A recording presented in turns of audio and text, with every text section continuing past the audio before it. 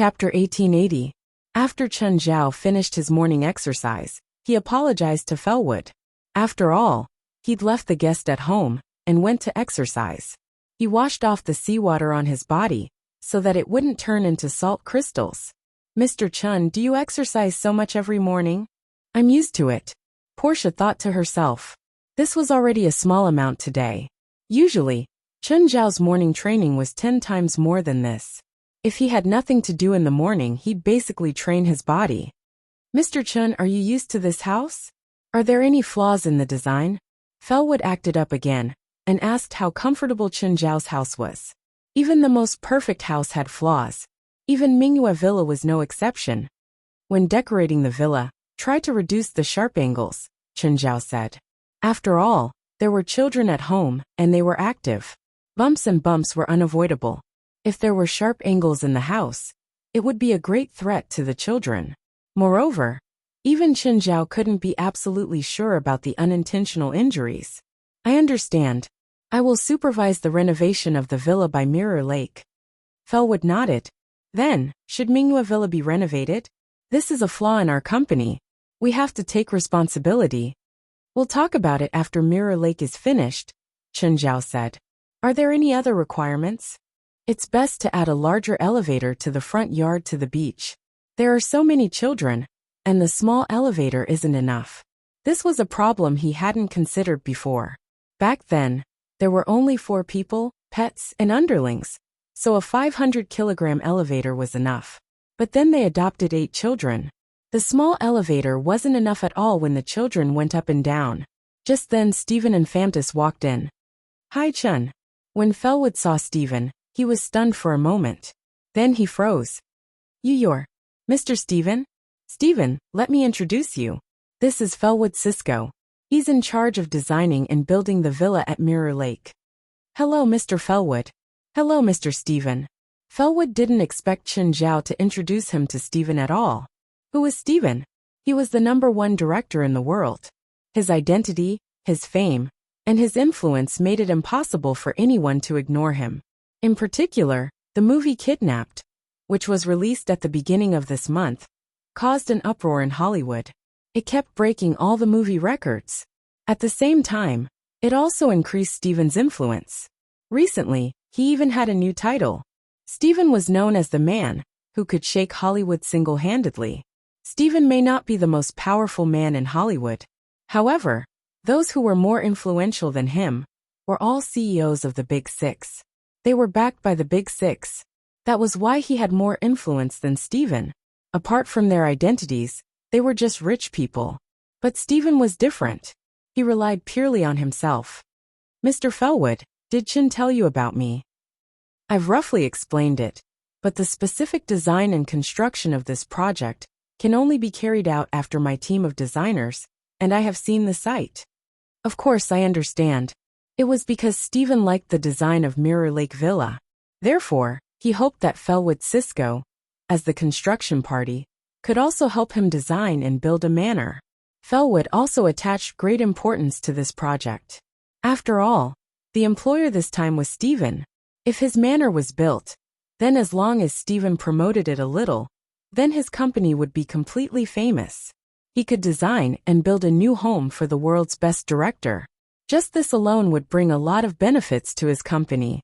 The construction industry loved to design and build houses for famous people, especially Hollywood stars. Their homes would often be noticed by the media. Even the construction party would receive attention. "Mr. Fellwood, are you free today? How about you come with me to my land to take a look?" "Of course." Fellwood Cisco gladly accepted the offer. "Chen, come with me," Stephen said. "Why me? I don't know architecture. Can you give me some suggestions? There are so many kids at home. Portia can't handle it alone." In fact, Chen Zhao often let Portia take care of the kids alone. However, Chen Zhao was too lazy to go out, especially to Stephen's mountain. There was nothing there. He really didn't want to go. "Then bring them all," Stephen said matter-of-factly. Then he turned his head. "Little Jerlin, do you want to see the lake on the mountain?" "Yes, I want to go." Jerlin immediately responded to Stephen's call. Chen Zhao rolled his eyes. "Fine." There were more adults today, so they didn't need to drive an RV or MPV. Stephen also brought Famtus. Each of them drove a car. 1 or 2 kids were enough in each car. The few cars headed toward Stephen's land. At the foot of the mountain, everyone alighted. The kids were full of firepower. Chen Zhao carried little Larissa, while the other kids ran up the rugged mountain road. The mountain wasn't actually very tall. It just hadn't been built yet. The road wasn't that bad. The journey up the mountain took about 10 minutes. After the road was built, it would probably only take 2 or 3 minutes to go up and down the mountain. When they reached the top of the mountain, Fellwood Cisco said, "Mr. Stephen, if you want to build the villa on the mountain, the road on the mountain can't be built in a straight line. It can either be a spiral route around the mountain or an S-shaped route. Which one do you prefer? It'll be a lot longer around the mountain, right? But it's safer to build a mountain road around the mountain. The S-shaped path will have a few big turns, so the speed will be limited. It'll also be dangerous when you turn. Can we build a straight path? We can't build a straight, steep road. The mountain is at least 1,000 meters high. The slope will be almost 40 degrees. Cars can't run up it. So a spiral road is the best." "Indeed." Fellwood Cisco nodded.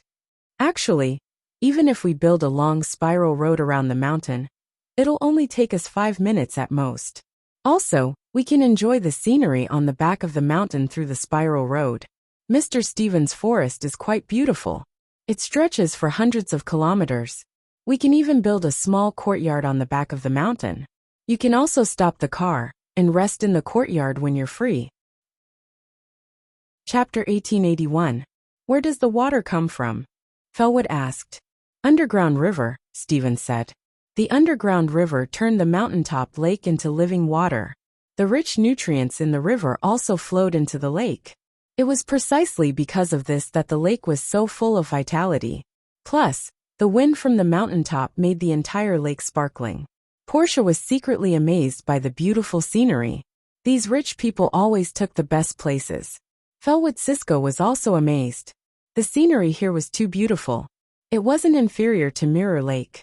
However, due to the geology, LA had many lakes.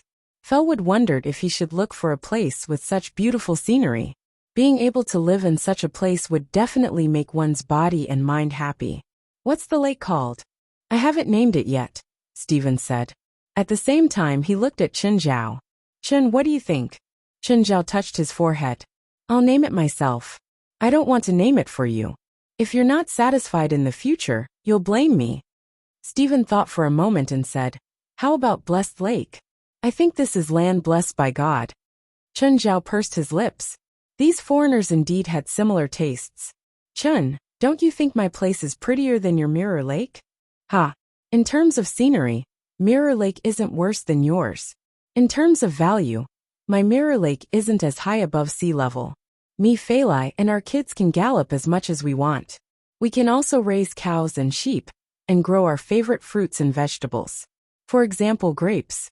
Can you grow such good fruits here? I have a wider field of vision here. And I can easily go hunting in the mountains. Darling, do you want to go hunting? You can come here to hunt in the future. My place is connected to the forest too," Chen Zhao said in disdain. "We can also hunt in the mountains. We won't come here to hunt." "How close is your place to the city? What wild animals?" "My place is different. It's very ecological. I can drive a yacht in my place. Can you move it to the lake on the mountain?" "It's the same no matter where." Stephen was also anxious. To Stephen and Chen Zhao, he was just like a kid who liked to run his mouth. "In any case, whatever my family has, your family can't compare." The others looked at the two of them speechlessly. Fellwood Cisco, on the other hand, stayed away from their argument. He was the most awkward one. He didn't want to offend anyone. After the argument, Fellwood said, "Mr. Stephen, the best place to build the manor is over there. What do you think?" "Why over there?" "That's because it's the west side of the Blessed Lake, and the wind from the coastline blows from there. Therefore, in terms of wind direction, it's best to build a house facing the wind. When you're free, you can relax in the courtyard and enjoy the wind from the coastline. On the other hand, the natural light in that direction is unobstructed, and you can get abundant natural light all day long." "That does seem to make sense." Stephen nodded. My budget is 100 million US dollars. Everyone was stunned. Even Chen Zhao was shocked. Stephen, are you crazy? This shouldn't cost that much, right? My request is to surpass Chen's Mirror Lake. Mr. Fellwood, can you provide an outstanding design? Chen Zhao's face darkened. Fellwood smiled bitterly. How could he answer? He couldn't say in front of Chen Zhao that he could definitely do it. I can only provide the best design I can. I can't give a definite answer. Stephen, do you have so much money that you don't know where to spend it? At the beginning of next month, we'll get our first share of the box office. Chen Zhao's eyes brightened. How much can we get? Right now we can only get the North American box office, Stephen said. We still need to calculate the overseas box office. After deducting various taxes, the first North American box office should be 1.3 billion US dollars. We both have 30% investment, so it's around 400 million. Fellwood, Cisco and Portia were greatly provoked. Evil capitalists. Didn't that old asterisk Shoal Rasva get more? We can't help it. Not only is he one of the producers, but PLM is also the distributor. At least 50% of the movie's profits will go into his pocket. Chen Zhao and Stephen each had 30% of the box office, but they couldn't really get 30%. The two of them were worth 30% of the profits, not 30% of the box office. How much can we get from the overseas box office? It should be higher than the North American box office, right? We can't get much from the overseas box office. It's not even as much as the North American box office. Why? Of course, the overseas box office is more complicated, especially PLM's distribution fees. According to the contract, the overseas box office takes up most of their revenue. We can get about 300 million US dollars each. Although their movie was just for fun, they were still very formal when they signed the contract. They would get as much as they should. Everything was done according to the contract. We have to go and blackmail that old asterisk Shoal Rasva. Otherwise I won't be satisfied. I think so too. Stephen nodded. Fellwood, let's stop here for today, Chen Zhao said. Bring some people to investigate the scene another day. Okay. Stephen, let's go to Rasva's house now. Let's go. He stole a lot of wine from you. Let's go drink all of his wine cellar today. After Fellwood left the mountain, he parted ways with Chen Zhao's group. He also wanted to join in the fun, but his relationship with Chen Zhao and Stephen wasn't at the level where they could have fun together, so he still left dutifully. Portia watched as Chen Zhao and Stephen led the way. After arriving at Beverly Hills, they walked into a huge manor. She felt deeply hurt again. Their friend was indeed a rich man, a super rich man. Seeing Chen Zhao and Stephen, Paul left to welcome them. Paul, is Rasva home? Mr. Rasva is at the office. I'll call him now, Paul said. Tell him that if he doesn't come back in half an hour, Chen and I will drink all the wine in his wine cellar. Paul was helpless, but he couldn't stop Chen Zhao and Stephen. He could only pick up the phone and call Rasva. Chapter 1882. Portia looked at the beach, that was even longer than Bright Moon Beach. Portia cursed the evil capitalists in her heart again. Every inch of land in Beverly Hills was worth its weight in gold. The location of the beach was even higher. The price of such a long coast was probably more expensive than the construction of the entire Minua Villa. This wasn't a remote area like Bright Moon Beach. There were no facilities nearby. The entire Bright Moon Beach was only $20 million. Of course, the real reason why Bright Moon Beach was so cheap was because of the sharks. Before Chen Zhao moved in, there were hundreds of sharks near Bright Moon Beach. Beverly Hills, on the other hand, was a combination of tourism, shopping, leisure, and high-end residential area. In addition, many celebrities and rich people moved in. The Oscars, Grammys, Golden Globes, and other events also increased the value of Beverly Hills. A 200-square-meter house here would cost $3 million. That was around $150,000 per square meter. In other areas, a house would only cost $100,000 to $200,000. As for Portia, she roughly estimated the value of the super mansion in front of her. Without a few $100 million, it would be impossible to buy it. Portia was shocked once again. Then Rasva returned.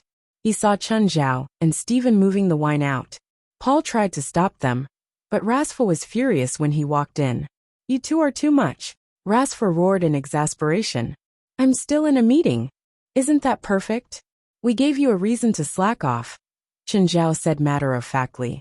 Put my wine down, or I'll have Paul call the police. Fuck you, you stole all this from Chen. Don't think I don't know. You say it like you didn't do it, Rasfa said unconcerned. Paul, go prepare some food for us, Chen Zhao said. Paul left this troublesome place, as if he was escaping. The three of them couldn't afford to offend him. Chen, you usually don't come when I call you. Why did you come today? I'm eating from the rich, Chen Zhao said. You earn so much. You have to pay something. That's right. Take this wine as payment. Stephen held 2 bottles of purple brew in his hands. You say it like you earned very little. Rasfa rolled his eyes. All the accounts were from their company. Of course, Rasfa knew how much money Stephen and Chen Zhao had. But we still earn less than you. Portia hated these 3 evil capitalists very much. Rasfa looked at Portia, who was standing at the side. Who is this young lady? My personal assistant, Portia. Find a place to play. After Portia left, Rasfa came over immediately. Chen, did you fuck her? Get lost, old pervert.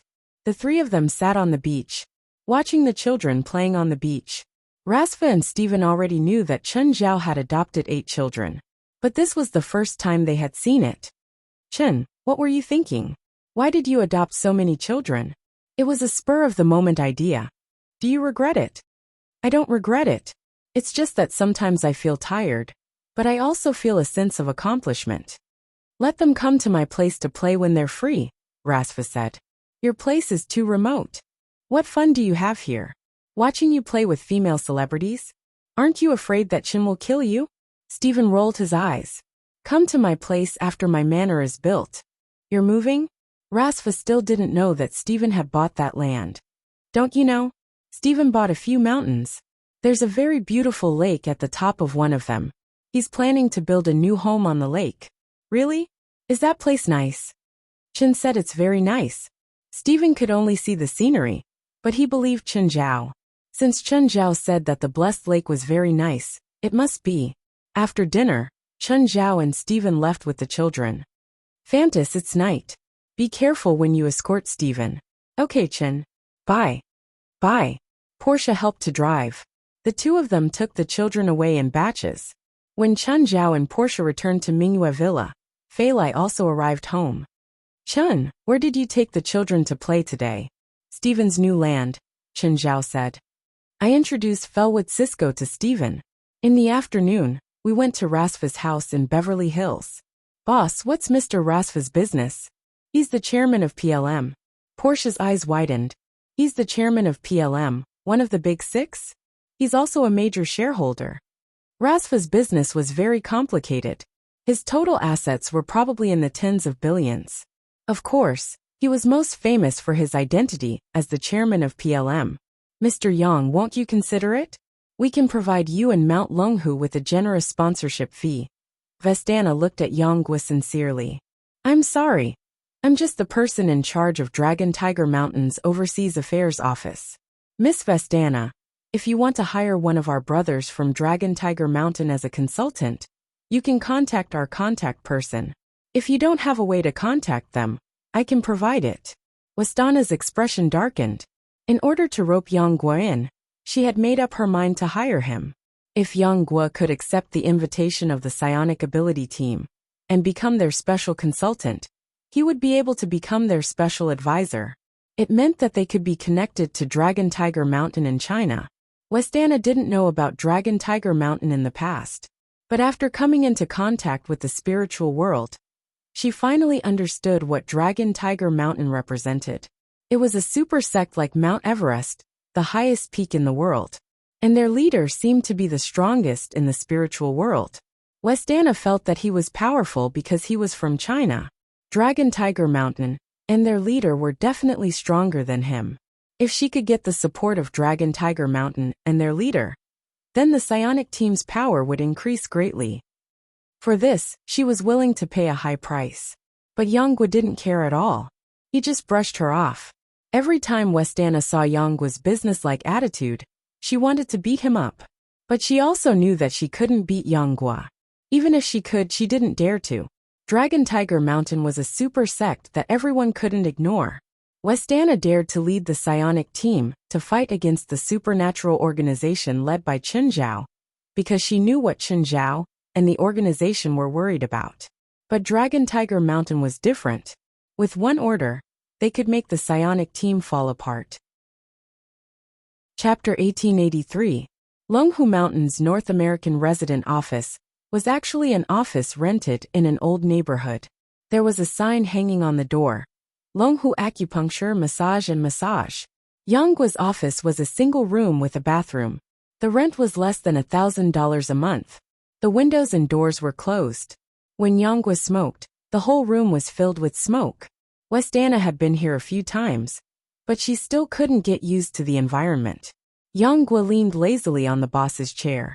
Miss Westana, I've told you many times that if you want to cooperate with Longhu Mountain, I'd like to express my gratitude and welcome. I can give you the phone number of the person in charge of Longhu Mountain's Foreign Affairs Office. But I don't have the authority to accept cooperation intentions on my own. So you should contact and consult Longhu Mountain's Foreign Affairs Office. Yang Guo said lazily. Or is my English bad? You don't understand what I mean. Westana sighed. She had tried to contact Longhu Mountain's Foreign Affairs Office directly.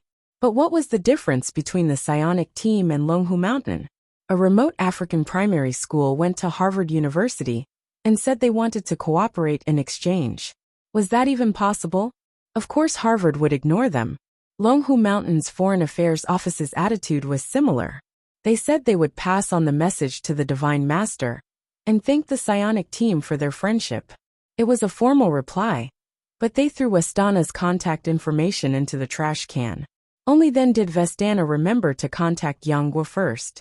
Yang Guo was from Longhu Mountain after all.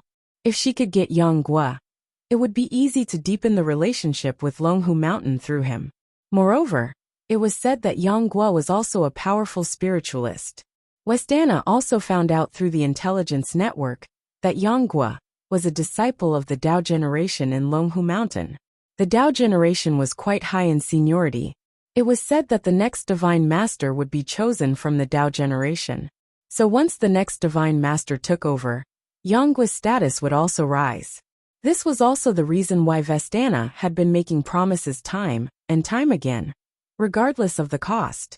As long as Yang Guo was willing to come to the psionic team as a special consultant, Westana was willing to offer many conditions. From personal benefits to resources, she would give Yang Guo whatever he wanted. At that moment, Yang Guo stood up. Westana saw Yang Guo's reaction for the first time. She thought Yang Guo had accepted her invitation and became excited. Westana, it's time. Time. I'm off work. Sorry, I should go. Westana was a little frantic. She felt that facing Yang Guo was similar to facing Chen Zhao. It was both unbearable. However, the two of them were completely different extremes. Chen Zhao was so domineering that no one could touch him. If he did, he would get hurt first. Yang Guo, on the other hand, was the kind of person who would laugh and let you disturb him for the entire afternoon. He was like a bouncy ball. No matter how they harassed him, he just listened with a smile. I'm glad you came. You're welcome to come again. Westana could only leave gloomily. As she walked out of the dark and damp corridor, a woman in a cloak walked past her. The woman's cloak was in tatters, and her entire body and head were wrapped up tightly. Westana glanced at the strange woman in astonishment. The woman walked to Yang Guo's office and knocked on the door. Come in. Mr. Yang. Hi Lily, you're here. How have you been? Yang Guo greeted her. Not very good. The woman's expression was a little ugly. I need treatment. Okay, wait a moment. I'll make some medicine for you. Yang Guo stood up and opened the cabinet. He took out some strange ingredients. After Yang Guo made the ingredients, he threw them into the juicer to make juice. In the end, a cup of black liquid flowed out of the juicer. It's done. Take it. Yang Guo handed the black liquid to Lily. Lily put the cup to her mouth and immediately felt a pungent smell. However, she resisted the nausea and forced herself to drink all the black liquid. Lily felt her stomach churn several times. This made her retch a few times. Then the medicine started to take effect. Layli's breathing gradually calmed down. Layli, you seem to be acting up more and more frequently. Yanghua looked at her seriously. Did you use that power in your body again? I'm in trouble. Someone wants to catch me. Someone wants to catch you? Yes, and they're very strong. Even though I used the power in my body, I still couldn't beat them. Who? I don't know. It sounds like Spanish from their language. People from Spain? Yanghua thought about it and said, you can't beat them even if you use the power in your body. Yes, they're very strong, Layli said bitterly. Also, they seem to know my ability and are targeting me. I can't fight them at all. Yanghua and Layli were old acquaintances. Thus, Yanghua wanted to help Layli solve her problem. Actually, the best way was to send Layli back to China. As long as she was on Mount Longhu. As long as Layli was on Dragon Tiger Mountain, no one would be able to do anything to her. However, the key problem was not on Dragon Tiger Mountain. Dragon Tiger Mountain did not reject outsiders. For example, Zhang Tianyi and a few other foreign students. There were also a few foreign outer disciples in the mountain. As for Layli herself, the power in her body strongly rejected the East. If he really sent Layli to the East, she would probably go berserk on the plain. Yanghua scratched his head and said, I'll call Grandmaster and ask if he has any solutions. As Yanghua spoke, he picked up the phone and dialed Zhang Tianyi's number. Hello, Grandmaster. It's me, little Yang. Gua do you know what time it is? Zhang Tianyi let out a deafening roar on the other end of the phone. The entire Dragon Tiger Mountain trembled under Zhang Tianyi's anger. When the Celestial Master was angry, dragons and tigers roared. Oh no! Yanghua cursed inwardly. He forgot that it was only 4 or 5 in the morning in China. Grandmaster, I'm in trouble. My friend and I are being hunted. It's the friend named Layli I mentioned to you last time. Being hunted? Who's after you? I don't know. They speak Spanish. Why don't you take them back to the mountain and hide? I don't need to call you if I can go back. You know Layli's situation. The angel blood in her is very against the land of China. Then there's nothing I can do. I can't let these old bones run over to the Americans. Grandmaster, please think of another way. How about I ask your wife to help you? No, please don't. Chapter 1884. Do you have to be like this? What's wrong with your Xiaolongnu? She has a good body, looks, background, power, and bloodline.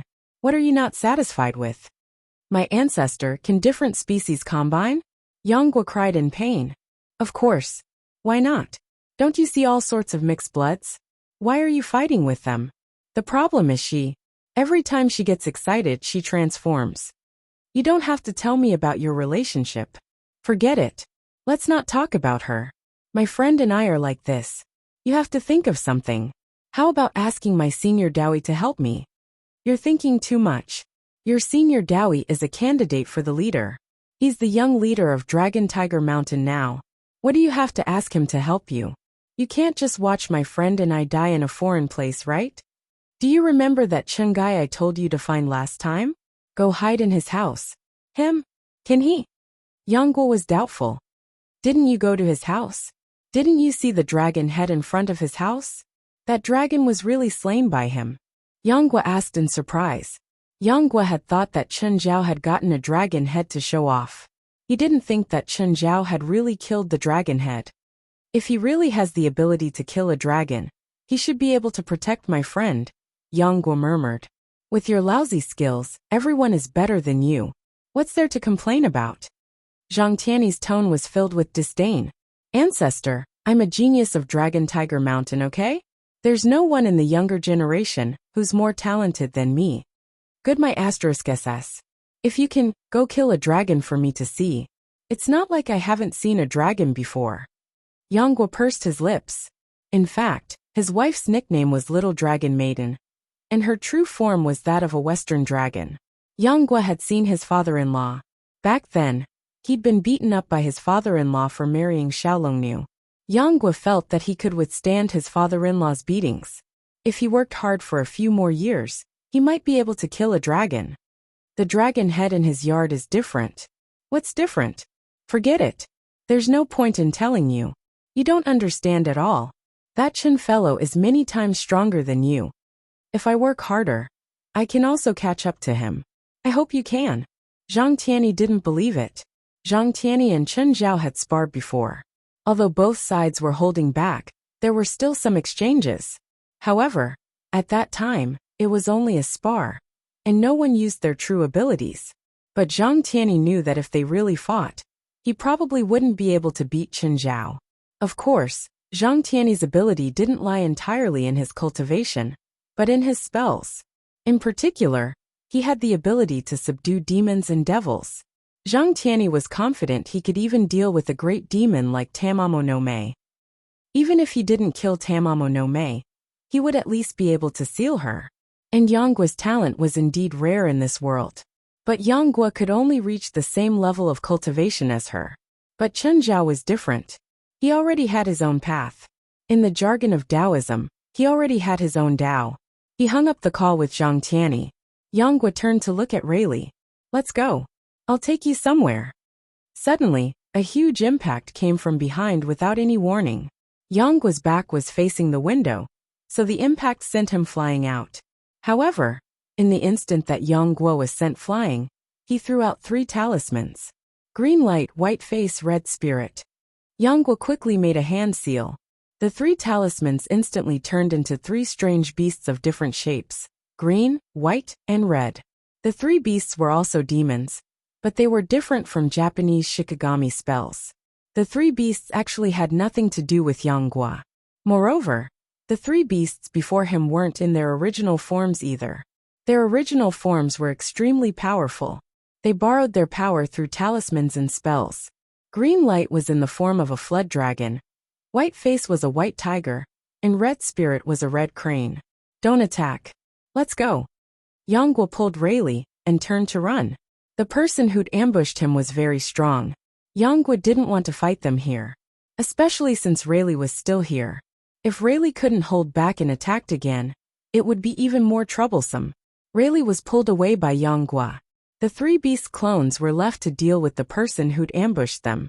It's that group, Rayleigh said. Is it them? Yes. The person who ambushed you just now isn't awakened.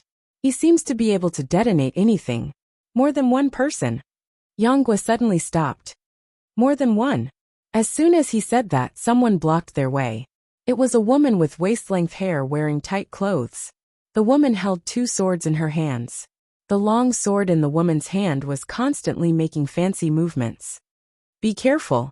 This woman is also very strong, Rayleigh warned. She knows a special type of cloning spell. As soon as Rayleigh finished speaking, half of the long-haired woman's body emerged from the shadow. That half of the body was the long-haired woman's appearance, but it was completely black, and her facial features couldn't be seen clearly. At the same time, the person who'd been entangled by the 3 beast clones also came out, blocking Rayleigh and Yanggua's path. You too. This humble one is Longhu Mountain's Divine Master Sex Dao Generation Yanggua. I hope you too can give our Divine Master Sex some face. This humble one will be very grateful. Yanggua actually knew that it was very unlikely to use Longhu Mountain's Divine Master Sex name to scare off the 2 attackers. But it could occasionally work. Some people just fell for it. Although Yanggua's tone was weak, he was still 120% vigilant.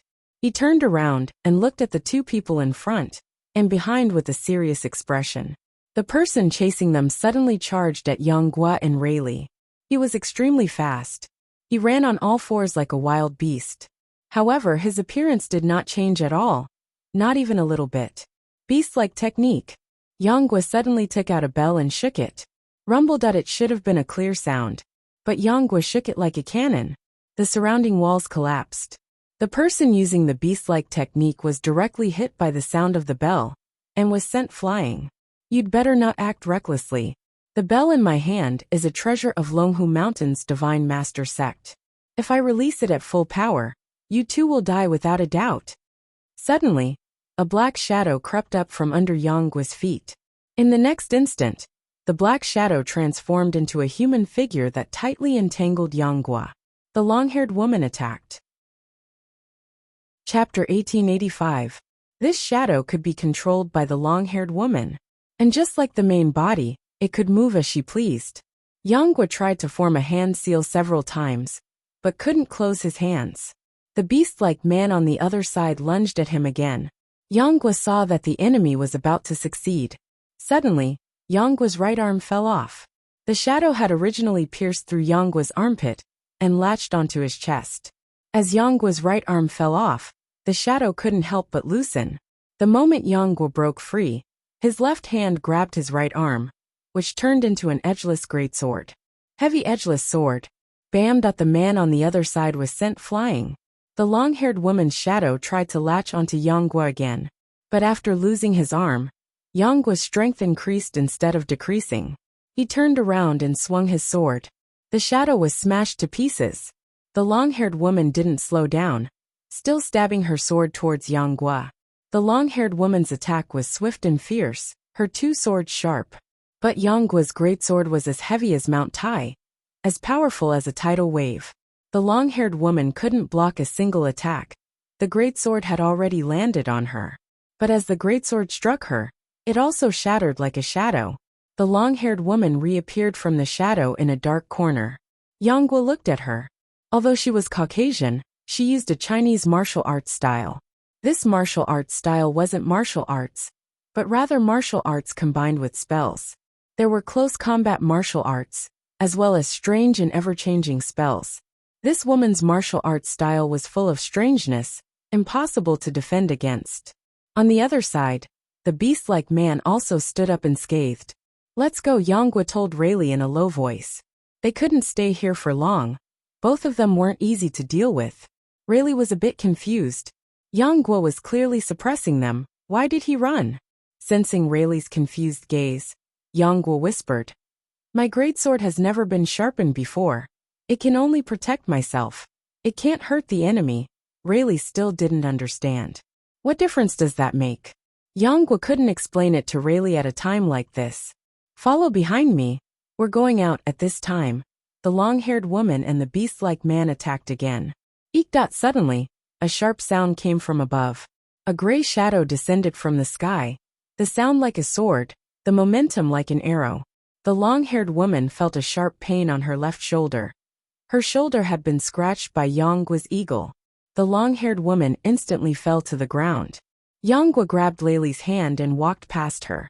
In an instant, Yang Guo transformed the sword back into his right arm and reattached it to the stump. At this time, the eagle turned around, and Yang Guo reached out to pull it back. The condor actually pulled Yang Guo into the air. Yang Guo then grabbed Rayleigh and flew into the air as well. Rayleigh's face was full of surprise. The eagle looked bigger than an ordinary eagle, but she didn't expect it to be able to carry two adults in the sky. The long-haired woman and the beast-like man could only watch as Yang Guo and Lily left. There was nothing either of them could do about it. Phew, those two fellows are really hard to deal with. "Yang, you're clearly stronger than the two of them. Why are you running?" Yang Guo smiled bitterly. "I practiced the Taoist's yin and yang dual life. In my normal state I'm yang. In this state, my defense is 100 times that of a normal person. It's almost indestructible. But there's a flaw, and that is that I can't kill. Look at the sword that my right arm has transformed into. The sword doesn't have a blade." Yang Guo paused and then said, "If I really want to kill someone, I have to use the yin death state. Then why don't you use the yin death state? Do you think that state is something that can be changed whenever you want?" Yang Guo shook his head. "The yin death state will cause me to lose my mind. If my grandmaster isn't here, I wouldn't dare to use the yin death state at all. Only the grandmaster's aura can suppress my loss of mind. So unless it's necessary, I don't dare to use the yin death state." Rayleigh nodded. It was unknown whether she understood or not. Although Rayleigh had the bloodline of an angel, she didn't have much contact with the spiritual world. She had known Yang Guo for a few years, and every time, she would ask Yang Guo for help to suppress the bloodline in her body. Yang Guo also rarely talked to her about the spiritual world. "Your big eagle is so strong. What breed is it?" Yang Guo rolled his eyes. Who knew what breed it was? In any case, it wasn't an ordinary eagle.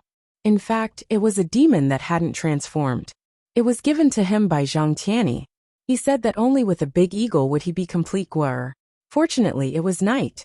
No one would see the two flying in the sky. Where are we going now? There's someone in Los Angeles who can protect us. Who? He's also my compatriot, a Chinese. Children's laughter could be heard from the front yard. Feilai was teaching little Larissa how to walk. Little Larissa's athletic ability was weaker than little Jerlin's. In 5 months, little Jerlin could already run, jump, swim, and climb trees. Little Larissa still staggered and followed Feilai's steps. Good, darling. Very good. Feilai stood on the other side and clapped her hands to encourage little Larissa. Little Larissa stood up with difficulty and took a step with difficulty. However, her other foot was left behind, and she couldn't move forward. After a few tries, little Larissa finally moved her other leg. She couldn't maintain her balance and fell to the ground. Nevertheless, little Larissa stood up firmly, not discouraged at all. Chen Zhao sat on the ground and put his palms in front of him. Wearing boxing gloves, Crow kept punching Chen Zhao's palms. Very good. Left fist, right fist, left fist. Continue. Speed up. Raise your leg. Crow's attacks were very fierce. He used both his hands and feet, but he still couldn't break through Chen Zhao's defense. Under the full attack, Crow was already sweating profusely. Nevertheless, Crow still persisted. Crow was introverted, but this also made him stubborn and persistent. Chen Zhao didn't tell him to stop, so he kept attacking. Chen Zhao glanced at the sky and then waved his hand. Okay, you can stop now. Just then, the eagle descended from the sky with Yang Guo and Lily. Lily looked at the men, women, and children in the manor. Was this the place that Yang Guo said could protect them? On the other hand, Yang Guo had a friendly expression. Chen Zhao, hello. Chen Zhao ignored Yang Guo and turned to look at Lily. This woman's body has an aura that makes me very uncomfortable. Lily looked at Chen Zhao. She also felt uncomfortable. The pets in the house also felt uncomfortable or disliked Lily. Just then, Samuel jumped onto Chen Zhao's shoulder and looked at Lily. Descendant of angels. The moment Lily saw Samuel, a huge pair of wings spread open on her back. Chapter 1886. A holy aura emanated from Raleigh. Her gaze toward Chen Zhao was filled with hostility. Even she didn't know why she had such a feeling. However, Samuel only glanced at Raleigh and then lost interest. Chen Zhao also had the same feeling toward Raleigh. It was like she was his natural enemy. After all, he had demon blood in him too. However, one only needed to be rational to know that this was hostility from the bloodline. He wouldn't have any special feelings for her. Raleigh, why are you using this power again? Yang Guo asked, frowning. Just now, when facing danger, Raleigh had resisted the urge to use her angelic power. But now, facing Chen Zhao, Raleigh actually released this dangerous power. Put your wings away, Chen Zhao said indifferently. If you want to stay here as a guest. Raleigh took a deep breath and suppressed the uncomfortable feeling in her heart. Before Raleigh and Yang Guo arrived, Chen Zhao had received Zhang Tiany's call. Chen Zhao cursed silently. He'd just gotten Zhang Tiany's heaven and man coexistence and owed him a favor. But now it was time to return the favor. And an angel, a mixed angel. She was the nemesis of their entire family. After Raleigh put away her wings, the atmosphere relaxed. Is this your little lover? She's the same as Yang Guo in the novel. Chen Zhao glanced at Raleigh and then conversed with Yang Guo in Chinese. What? I have nothing to do with her. Neither does Yang Guo in the novel. Did you forget what Yang Guo said? Once you meet Yang Guo, you'll regret your whole life, Chen Zhao said, gloating. But you have a good chance to enjoy having 2 lovers. Spare me, please. If my wife hears this, she'll kill me. Oh, where's Xiaolongnu? You only brought your little lover? You didn't bring your wife? I don't want to talk to you. Feilai brought Raleigh to wash up and change. She looked like an African refugee now. What's with that woman? As you can see, she's a woman who's being hunted. She has angel blood, Yang Guo said. That's too simple. Be more specific. That's all I know. Who's chasing her? Chen Zhao said matter-of-factly. Kill the person who's chasing her. Are you a man or not? She and I are friends. Let's not talk about the fact that I don't know who's after her. Even if I knew, it's none of my business. Besides, I might not be able to deal with the people who are after her. Do you want to help me? If you don't care, then why should I care? At most, I'll provide you with a place to stay. If anyone comes to harass you within the boundaries of my home, I'll help you deal with it. But once you leave this area, you can do whatever you want. If we don't get rid of the people who are after Layli, won't she have to stay here for a long time? Long term? You're wrong. I have at most a week. Within a week, you can either find help from your fellow disciples, or get the hell out of here. Chen Zhao said matter-of-factly. A week? How can we make it in time? Yang Guo panicked. He was actually very strong, but his battle prowess was very average. Even the two people he faced today, he was clearly stronger than the other party, but he didn't dare to face him head-on. Chen Zhao was unmoved by Yang Guo's cries. Anyway, he wouldn't leave a person who was against his family in his home. Taking them in for a week was to return Zhang Tianyi's favor. How about we make a bet? Yang Guo had an idea. He looked at Chen Zhao with a smile on his face. What bet? Let's bet. If you can't hit me, I'll stand still. If you can injure me within 3 moves, I lose, Yang Guo said confidently. Yang Guo said confidently. If you don't injure me within 3 moves, I'll consider it my win. Little Yang, Chen Zhao said in a strange tone. At the same time he patted Yang Guo's shoulder. Don't call me Little Yang. Fine Guo Air. Just call me Little Yang. Little Yang, look at this dragon's head. I killed it. Are you sure you can take it? Yang Guo was very confident in his heart. Back then, he'd withstood his father-in-law's beating for an entire day. After an entire day, he'd at most suffered some light injuries. It was just a drizzle. He didn't believe that Chen Zhao could injure him within 3 moves. Nevertheless, Yang Guo also grasped Chen Zhao's thoughts. Since Chen Zhao had the ability to kill dragons, he must be very confident in his own abilities. He definitely didn't think that Yang Guo could take his attacks. I'm very sure. What if you lose? If I lose, you can do whatever you want to me. What do you mean by that? Even if I wanted to kill you, the people from Dragon Tiger Mountain would come looking for trouble. You're not sincere at all. Chen Zhao's face was full of disdain. He didn't want to kill Yang Guo. Killing him would bring him trouble. So Yang Guo's bet didn't benefit Chen Zhao at all. Yang Guo thought for a moment and said, Then I'll do whatever you want. What do you think? How long? A year. That's not short, right? Sounds good. Chen Zhao nodded. It would be a waste not to take a free laborer. Chen Zhao didn't like Yang Guo, but since it was free, he had no reason to reject. Then if you lose, you have to give Lily at least a year. Yang Guo's face finally revealed a proud smile, no longer hiding his thoughts. It was as if he was mocking Chen Zhao for falling into his trap. Sure. Chen Zhao nodded. Yang Guo took a deep breath. Wait a moment. I'll make some preparations. Go ahead. Tell me when you're ready. With that, Chen Zhao picked up his phone. I'll make a call too. Chen Zhao called Zhang Tianyi. Old Zhang, your disciple said he wants to bet with me. He wants to see if I can break his defense in 3 moves. Why did you call the Grandmaster? Yang Guo looked at Chen Zhao in shock. Zhang Tianyi's face darkened. Give the phone to Yang Guo. Yang Guo took the phone and said timidly, Hello, Grandmaster. Are you out of your mind? Grandmaster, I'm confident. Please don't scold me. What confidence do you have? Admit defeat right now. I'm really confident. You're not even fully grown yet, and you're already challenging everywhere. Grandmaster, I know what I'm doing. After saying that, Yang Guo directly hung up the phone. Chen Zhao, how can you be like this? Calling the Grandmaster completely messed with my mind. I can't even use 10% of my strength now. Then I only need 1 move.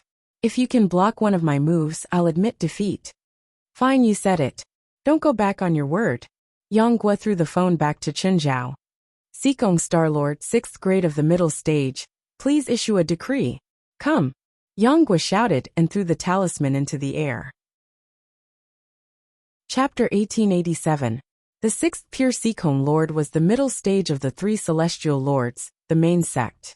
The other 2 celestial lords were the Void Spirit Kai Lord and the Chuxing Silu Lord. In Taoism, the 3 celestial lords corresponded to heaven, earth and man.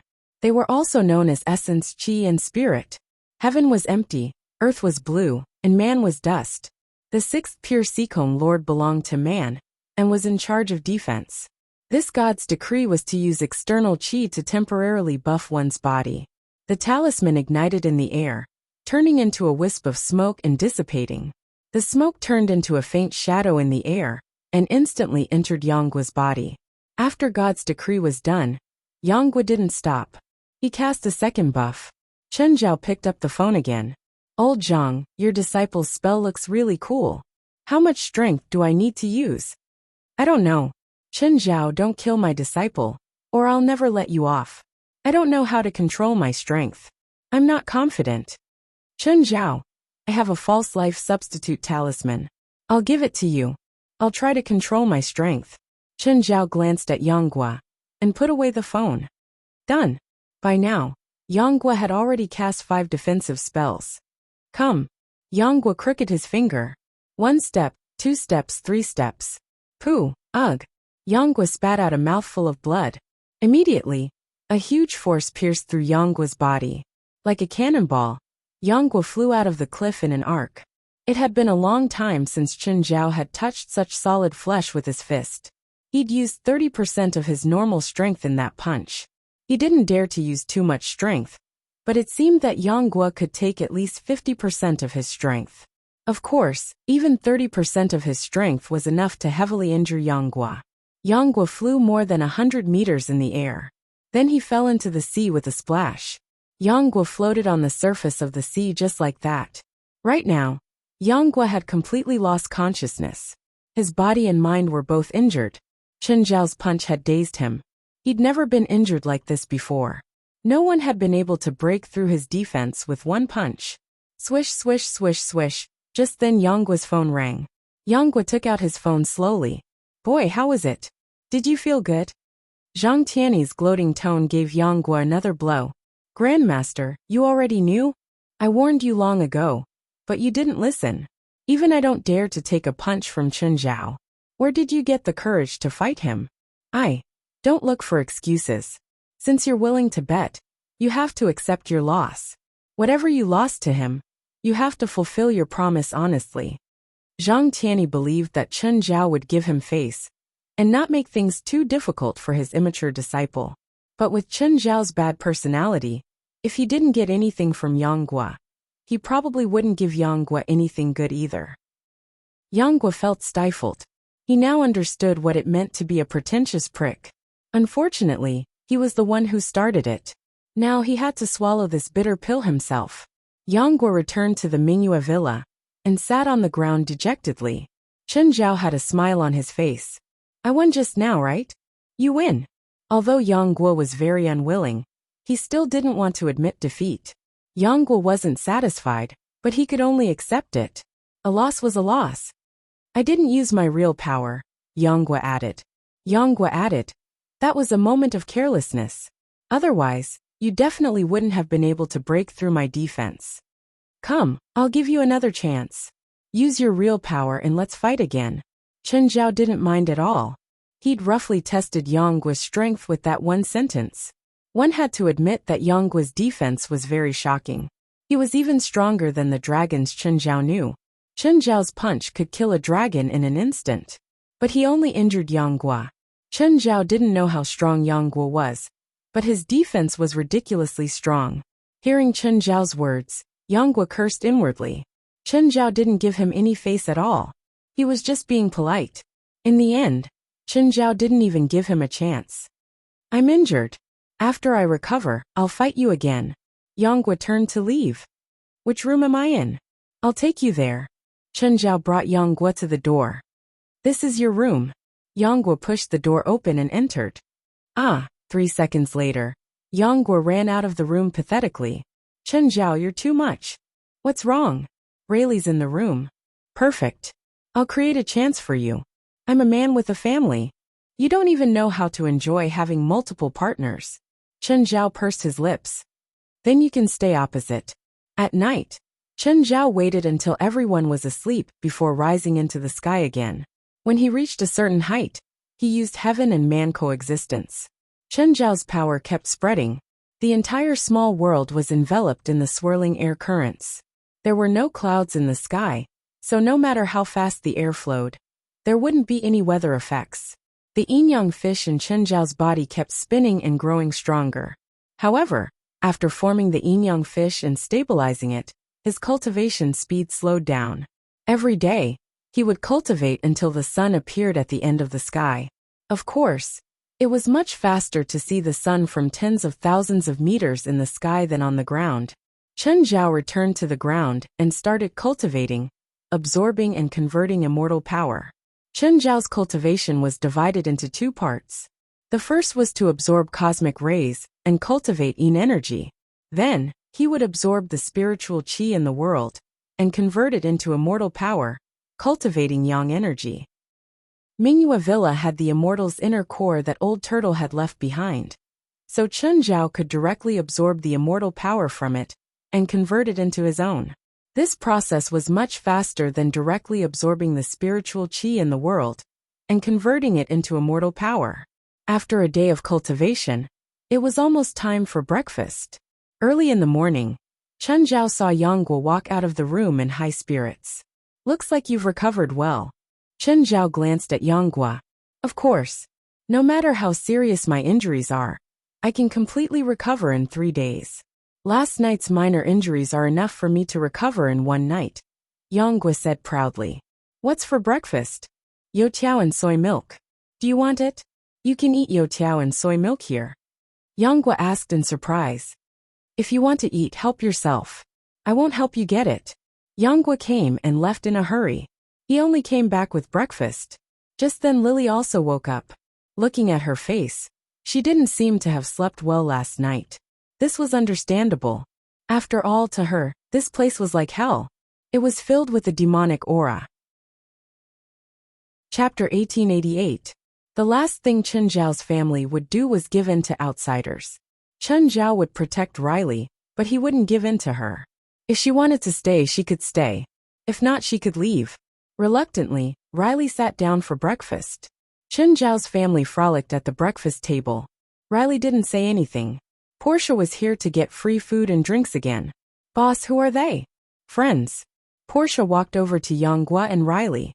"Hi, I'm Portia." "Hi." Yang Guo shook hands with Portia. Riley was a silent person. She didn't say anything. Portia didn't mind either. She was used to all kinds of strange people in Chen Zhao's family. Not long after Fei Lai went to work, Denver and Alex came. "Mr. Chen, long time no see." Denver greeted Chen Zhao. "Here's this month's financial report. Take a look."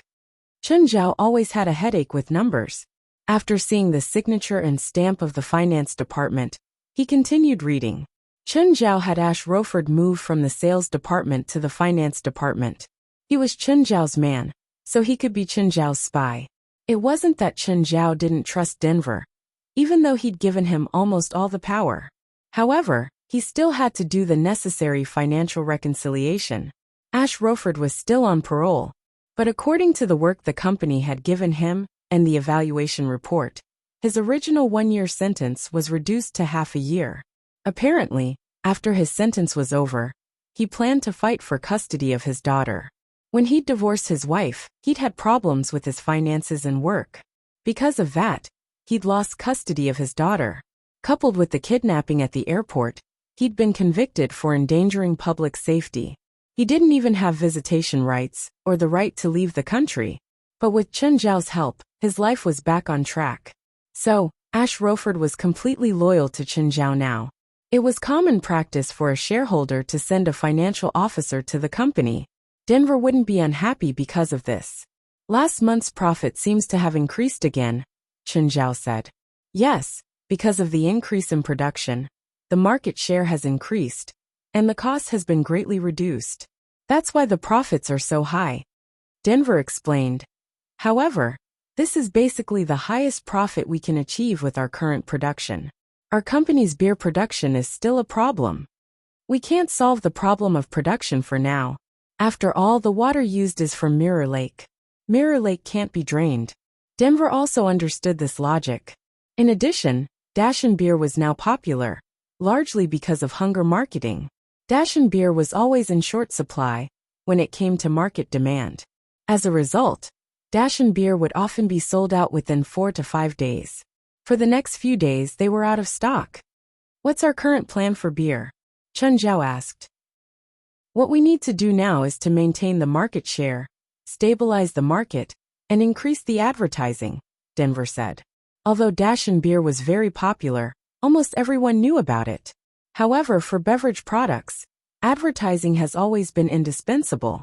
For example, the largest cola company in the past once thought that their product was famous enough, so they stopped investing in advertising for a year. In the end, the product's sales dropped by 60% that year. It was also the only time that the second cola brand surpassed the first in sales. Denver also focused on stability. As always, Chen Zhao supported Denver's decision. As long as Denver didn't make any stupid decisions, Chen Zhao wouldn't interfere with his company's management and development strategy. Chen Zhao's income last month was 150 million. After reading it, he gave the bill to Alex. She was in charge of checking the accounts and legal verification. Alex glanced at the number on the bill and grinned. A while ago, she thought that Chen Zhao's customized yacht was too extravagant. Now, she felt that Chen Zhao's money came too easily. Auntie Alex. Little Jerlin ran in from outside and jumped onto Alex's body. Alex picked up little Jerlin and teased her. Little Jerlin, you've grown heavier again. Are you planning to become a big fatty? No, I'm growing taller. Plus, I swim every day. Alex wasn't worried about Jerlin's growth at all. Chen Zhao was indeed very good at children's growth. Jerlin wasn't the only one who was growing well. The other children were all rosy and energetic too. Auntie, hug. Little Larissa followed Alex's lead and reached out for a hug as well. Alex picked them up one by one. Little Larissa still remembers me? Little Larissa took out a lollipop from her pocket. Auntie, eat. The candy Chen Zhao gave Jerlin and Larissa were all lollipops like this. If they choked on it, they could pull it out immediately. The other children, and even the pets, could handle it. If it was a regular candy, it would be very troublesome if they choked on it. Children like to eat sweets mainly because they needed it for growth. As long as they didn't overeat, Chen Zhao wouldn't stop them. Plus, it wasn't like the family didn't have money. Denver was a workaholic, so he went back to the company after checking the accounts. Alex stayed to play with the children. Chen, you said last time that there's a big project next year. As long as I have the money, you'll let me in. Is that true? You have money. Chen Zhao turned his head and looked at Alex. I don't, but you do. Alex looked at Chen Zhao. I'll borrow some money at the bank's interest rate. How much do you want? 500 million, Alex said. Okay. Chen Zhao nodded. To put it simply, the project in Chen Zhao's plan was to share the benefits and share the profits equally. If Chen Zhao was alone, he definitely couldn't make the project big. In front of such huge benefits, everyone would be jealous. Both the government and the industry would suppress him. The best choice was to share the benefits equally. There was strength in numbers. Apart from being Chen Zhao's family, Alex also had a huge amount of legal resources. This was also the power Chen Zhao needed. So, Chen Zhao had no reason to reject Alex's participation. It was just borrowing money. Apart from depreciating, it had no other use. So, if the bank could borrow money, he could do it too. Portia was already cursing Chen Zhao's monthly income of more than 100 million. She ate her sandwich hatefully, as if she wanted to make Chen Zhao poor. Chapter 1889. Congratulations, boss. You've made a lot of money again. Portia licked her lips as she walked over. He planned to say a few good words and see if he could erase the debt. If you want to borrow money, you can according to the bank's interest rate. If you want to go back on your word, you can jump into the sea. What do you want to talk to me about? It's fine. Portia decisively turned around and left. Sure enough, he was thinking too much. He was too stupid to talk about money with Chen Zhao. Just then Portia's phone rang. Portia picked up the phone and handed it to Chen Zhao. Boss, it's a call from Seagate Yachts. Hey, it's Chen Zhao. Chen Zhao took the phone. The person who called was Oliver Lerby. They could be considered old acquaintances. Mr. Chen, the headquarters sent a message saying that the construction of your yacht has begun. The higher-ups would like to invite you to visit the headquarters and check on the progress of the yacht. As an important client of Seagate, the company had also secretly investigated his assets. However, because Mountain Beer wasn't listed, Seagate didn't know his exact assets.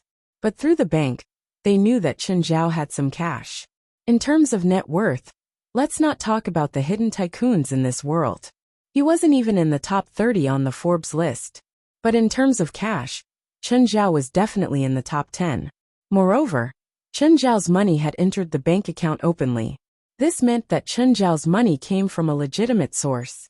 If it was that kind of black money or illegal income, it would not be easy for them to find out. Because of this, the executives of Seagate Yachts wanted to get close to Chen Zhao. "I don't have time recently," Chen Zhao said. "Mr. Chen, you don't have to reject me so quickly. There's still a long time before the yacht is built anyway. Our company headquarters welcomes you at any time." "Okay. If I have time, I'll go." Chen Zhao didn't make any promises. "Boss, Italy is quite interesting, especially Rome. There are many scenic spots. Do you want to go? If you want to go, then go. Also, help me check the progress of my yacht construction." I think I'll pass." Portia hurriedly refused. Italy could be said to be a major producer of luxury goods. This country didn't have much else, but it had a lot of luxury brands. Portia didn't dare to imagine whether she would lose her mind if she went to Italy. It was a repeat of what had happened in Tokyo, Japan. When she was in Tokyo, Japan, she had already owed a huge sum of money. If he went to Italy again, he would definitely have to file for bankruptcy. If Chen Zhao wanted to go, she could go with him. But if she went alone, she could probably sell herself in Italy. Ignoring the babbling Portia, Chen Zhao changed into his swimming trunks and went to exercise. At the same time, on the outskirts of the Bright Moon Villa, a man holding an optical telescope stood in the forest on a steep slope. There were two other people standing beside this person. They were the man and woman who had attacked Lily and Yanghua last night. "How is it, Deuce?" "No, we can't barge in. That manor is very dangerous." Deuce shook his head. "Even if all of us work together, it won't work?" "No," Dosei said with certainty. "The master there is very powerful. He is not on the same level as us." The woman who was good at fighting frowned and said, "Then use that thing." Deuce shook his head again. "The Holy Spear is still unable to unleash its true power. It won't be of any use against an enemy like that." "This won't do, that won't do. What should I do?" Deuce suddenly put away the telescope. The other two looked at Deuce in surprise. "What's wrong?" "We've been discovered," Deuce said seriously. "Let's go." The other two were doubtful about Deuce. However, they still obeyed his order and left. "Deuce, we are at least 5 kilometers from the coastline. How can we be discovered?" "I don't know." Deuce's expression was serious. "That Asian is very powerful. Even from so far away, he is still looking in this direction." Chen Zhao had indeed discovered that someone was watching him. However, he had only discovered the exact direction. The person had reacted quickly. Also, because it was a green mountain, and the person was hiding in the forest, Chen Zhao had not been able to capture the person's tracks immediately. Chen Zhao's small world was only 1,000 meters in diameter. The person was hiding more than 1,000 meters away. Chen Zhao could not pinpoint the exact location. If it was within the small world, then anyone who entered would be able to sense it. Chen Zhao could sense their every move. However, the gaze was very unfamiliar. It was probably not someone Chen Zhao knew. Therefore, it was very likely that the person was here for Lily and Yanghua. "Deuce, we've proposed a few plans, but you've rejected all of them. What do you think we should do?" "Spirit Fox, I'm not opposing you on purpose, but it's too risky. I can sense how dangerous that man is. If we choose to attack forcefully, we might incur a fierce counterattack. This is North America. How strong can there be? In the last 2 battles of the Holy Glory, not even a single spiritualist from North America participated. Can this kind of magic desert really produce any strong people?" "Don't underestimate any region," Deuce said calmly. "You never know how many terrifying existences are hidden in the dark." "Then what do you think we should do?" Spirit Fox asked, dissatisfied. "No one can stay in one place forever," Deuce said. "That Asian can't, and neither can our target. We just have to wait patiently." "I don't like waiting." Deuce looked at the other person. "Beast, we don't have to take the risk." However, Beast did not think so. Beast held a long object wrapped in white cloth in his hand. It looked like some kind of weapon. The white cloth was stained with blood. The holy spear has already sucked the blood of dozens of spiritualists. It can kill anyone now. I don't think we should hold back for an Asian. Deuce glanced at Beast. If you think I'm wrong, you can try. Beast and Deuce looked at Spirit Fox. Spirit Fox hesitated, but in the end, she still chose to support Beast. She was also more inclined to attack, directly instead of holding back and running away. Deuce was somewhat disappointed with the two's choices. However, he clearly did not intend to continue persuading them. I hope you won't regret your choices. Deuce turned and left. Spirit Fox and Beast exchanged glances. Beast really wanted to stab Deuce in the back. Chapter 1890. Deuce stopped in his tracks again. Don't try to do anything behind my back. I can see it. I'm also one of the wielder of the Holy Spear, so the Spear of Longinus is useless against me. Deuce was warning the two of them. The Holy Spear wrapped in white cloth in Beast's hand felt warm. Although the Holy Spear was called the Holy Spear, it was more like a demon's weapon. The more blood it sucked, the stronger it became. You better be careful. This Holy Spear might not be the Spear of Longinus. As for whether it has the ability to kill gods, no one can be sure, Deuce warned. With that, Deuce strode away, no longer caring about his two companions. Beast and Spirit Fox looked at each other. The Spear of Longinus, the legendary Holy Spear, the weapon that had stabbed YS, and was stained with the blood of gods. It was a coincidence that Beast and Spirit Fox had obtained this weapon. It was as if a mysterious hand had personally delivered the sacred spear into their hands. This holy spear did not belong to any of them. Instead, it was shared among the three of them. However, if one of them gave it up, they would lose the right to own it. Ever since the holy spear fell into their hands, they started killing. The holy spear would tell them who to kill. With each kill, the holy spear's power would increase slightly. In the beginning, the spiritualists they killed were weak, incompetent, and unknown spiritualists. But as time passed, the spiritualists they killed became stronger and stronger. Their power also increased with the growth of the Holy Spear. In a few years, they had killed dozens of spiritualists. The Holy Spear had given them different powers. This time, the target that the Holy Spear wanted them to kill was Lily. Beast and Spirit Fox were both very aggressive. Moreover, as their strength continued to grow, their ambitions were also further increased. But the difference was that Deuce had always been calm. Even if he was constantly gaining power from the Holy Spear, he still kept his cool. He had hinted to Spirit Fox and Beast many times. This was not the real Spear of Longinus. The legendary Holy Spear would not ask them to kill people continuously. Moreover, most of the people they had killed were not bad people. Some of the spiritualists that they had killed could even be considered good people. But Spirit Fox and Beast still firmly believed that the spiritualists that they had killed had sins that outsiders did not know about. Killing them was actually putting them on trial. They represented the will of the sacred spear, the will of God. They were the chosen and chosen apostles of God. Of course, most importantly, they were enjoying the extreme pleasure brought by the sacred spear.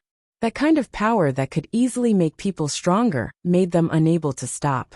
As they watched Dose leave, they all sensed the message transmitted by the sacred spear. Deuce was no longer the wielder of the Holy Spear. Right now, there were only two wielders of the Holy Lance, Spirit Foxes and Wild Beasts. The power that had been bestowed upon Dose had also been stripped away. This power was divided among the Spirit Foxes and Wild Beasts. Once again, the two of them felt an even greater power. Although it was one person's power that was split into two. However, after this power fused into their bodies, it made them more than twice as strong as before. The two of them were completely immersed in this power. An irresistible pleasure spread to every corner of their bodies. Their breaths were filled with pleasure. His choice was indeed correct. That was foolish of Deucer. He actually chose to give up his identity as the holder of the sacred spear. As the Spirit Fox and Wild Beast grew stronger, the two of them became more confident about their next target. As expected, Deuce looked at his hands. It did not feel good to have his power stripped away. Deuce could not get used to this feeling of vanity. However, His choice today was also his first attempt. Compared to the spirit fox and wild beast, Deuce was very cautious. He wanted to be sure. If he gave up on the sacred spear, what would happen? He also discovered that after the power was stripped away, his body had clearly appeared on an unknown bed. It seemed that this power had some sort of affinity with his body and soul. If he continued, the sacred spear would give him even more power. Then, this power would fuse with his body and soul to a greater extent. At that time, he would no longer be able to escape the control of the sacred spear. At that time, they would no longer be wielders of the spear, but servants of the sacred spear. Those two pitiful fellows. They thought they had picked up a bargain. In fact, they only sped up the process. Deuce had always been suspicious, killing those spiritualists one after another. This could very well be a conspiracy. The sacred spear's origin was too strange. Deuce did not believe that there was such a thing as a free lunch in this world. However, the spirit fox and wild beast still did not believe him. Or rather, they actually had their own suspicions. They just did not want to face this possibility. Deuce did not pity those he had killed before. He just did not want to become a puppet for a weapon. Chen Zhao really isn't feeling well. Go and take a look. Yang Gua came again. Chen Zhao entered Rayleigh's bedroom and immediately felt that her breathing was very unstable. What's wrong with her? Her bloodline seems to be out of control. What if it's out of control? What do you think will happen? You mean she'll lose her mind and attack us randomly? That's right. In other words, I can kill her justifiably. Don't joke around, okay? I asked you to treat her, not to kill her. Chen Zhao walked to Rayleigh's side. Rayleigh lay on the bed. Under her skin, a faint white glow flowed through her blood vessels. Chen Zhao's heart suddenly jumped. Demons hated angelic crystals the most. Would angels also reject demonic crystals? Chen Zhao took out a demonic crystal. As expected, the moment the demonic crystal approached Rayleigh's body convulsed instantly. She seemed to be in extreme pain. And under her skin, the blood vessels were restored. It seemed to be effective. The aura of the demonic crystal suppressed the angel's power. Of course, it was not accurate to say that it was suppressed. More accurately, it was scared away. Rayleigh's angelic bloodline rejected the aura of the demonic crystal. After the angelic bloodline faded, Rayleigh woke up. What's wrong with me? Rayleigh opened her eyes and looked at Chen Zhao and Yang Gua. Chen Zhao used the demonic crystal to approach Rayleigh again. This time, Rayleigh did not reject it. How do you feel about this? Chen Zhao asked. Disgust, Rayleigh said without hesitation. Even though the angelic bloodline had faded, the disgust from the bottom of her heart could not be completely eliminated.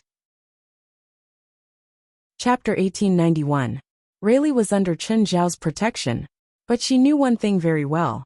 She wouldn't stay here for long. Everything here didn't fit her. Chen Zhao's attitude toward her was also very cold. The atmosphere in Mingyue Villa was lively.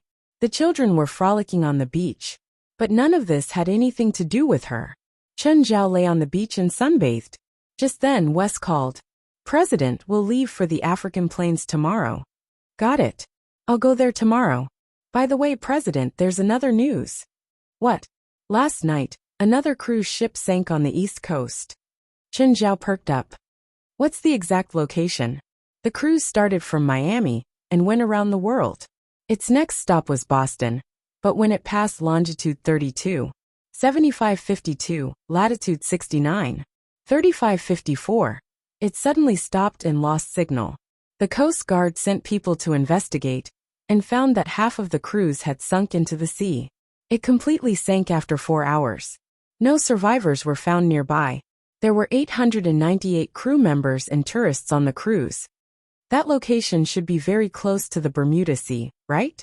About 1,300 kilometers, West said. Demons did it? It's very likely, West said. What's the government's reaction? According to my sources, the higher-ups should be very anxious.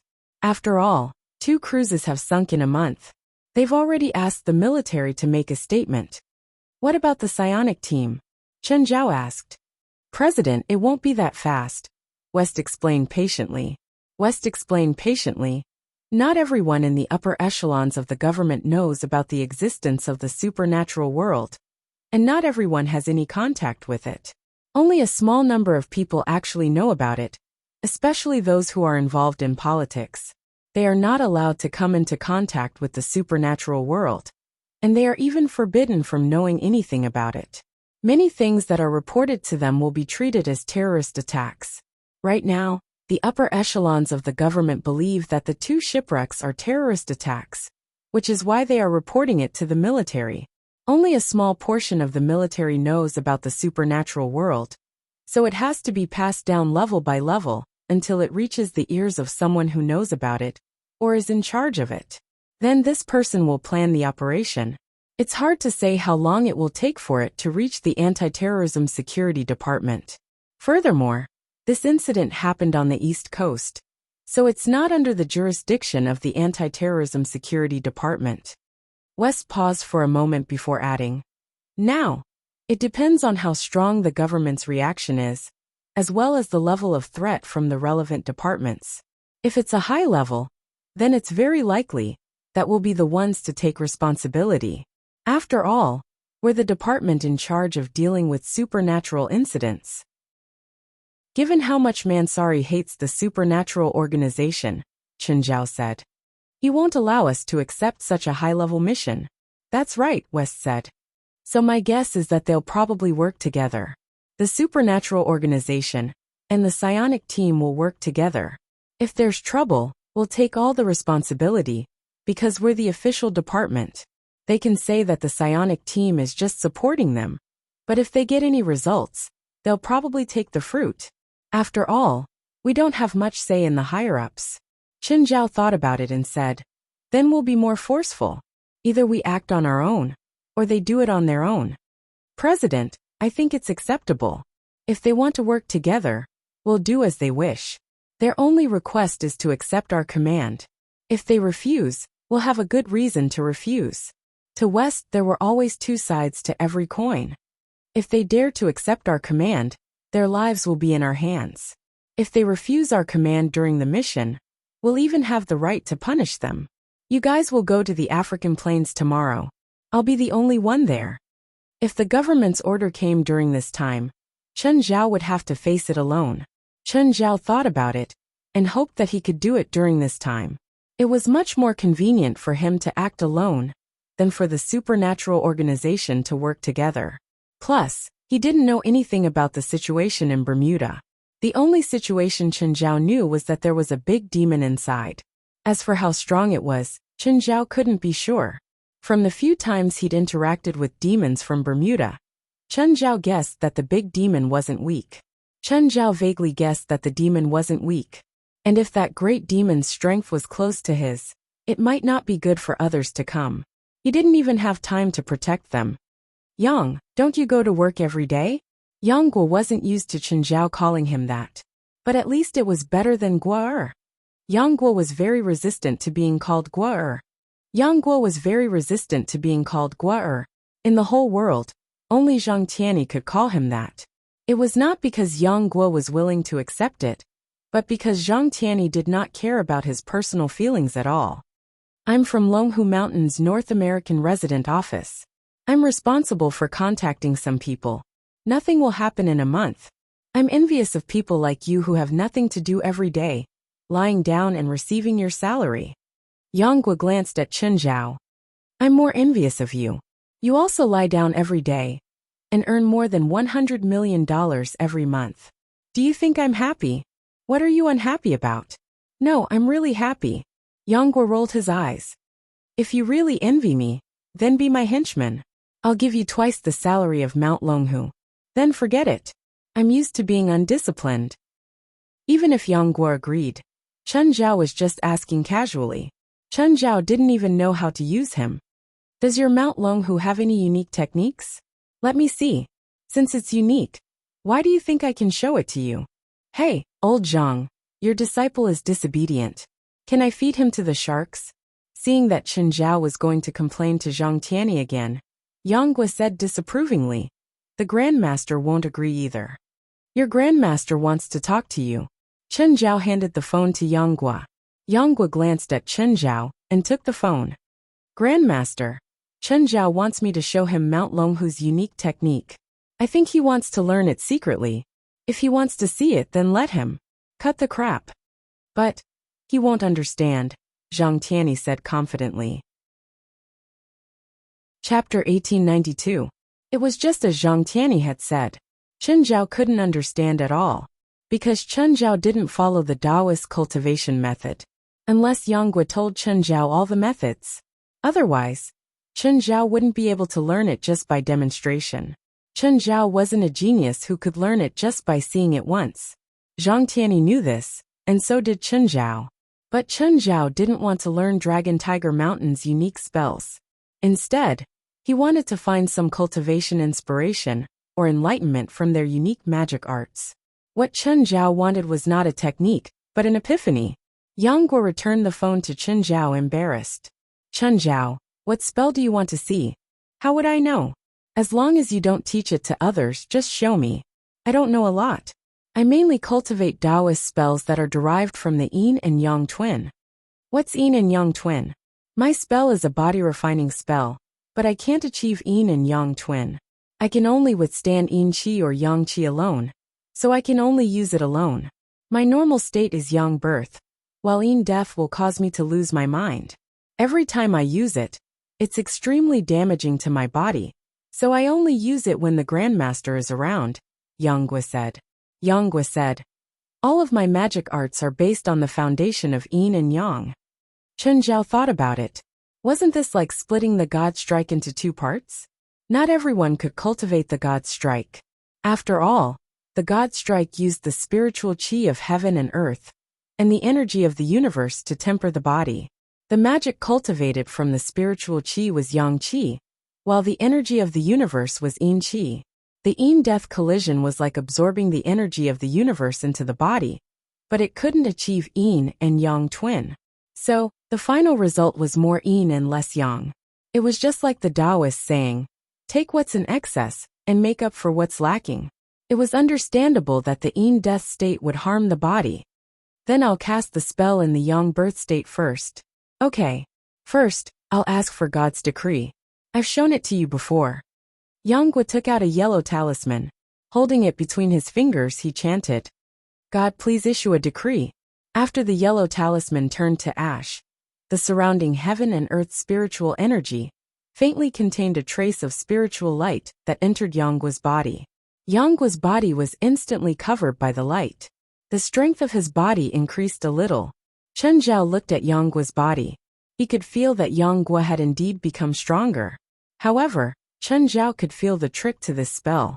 That talisman should be the key. In fact, the spirit talisman was just a medium, through which the surrounding heaven and earth spiritual qi could be absorbed. The moment the talisman was ignited, the heaven and earth spiritual qi was quickly gathered and attached to the surface of Yang Gui's body. Actually, it was similar to how Chen Zhao channeled the spiritual qi into someone else's body. However, not everyone could control the spiritual energy of heaven and earth.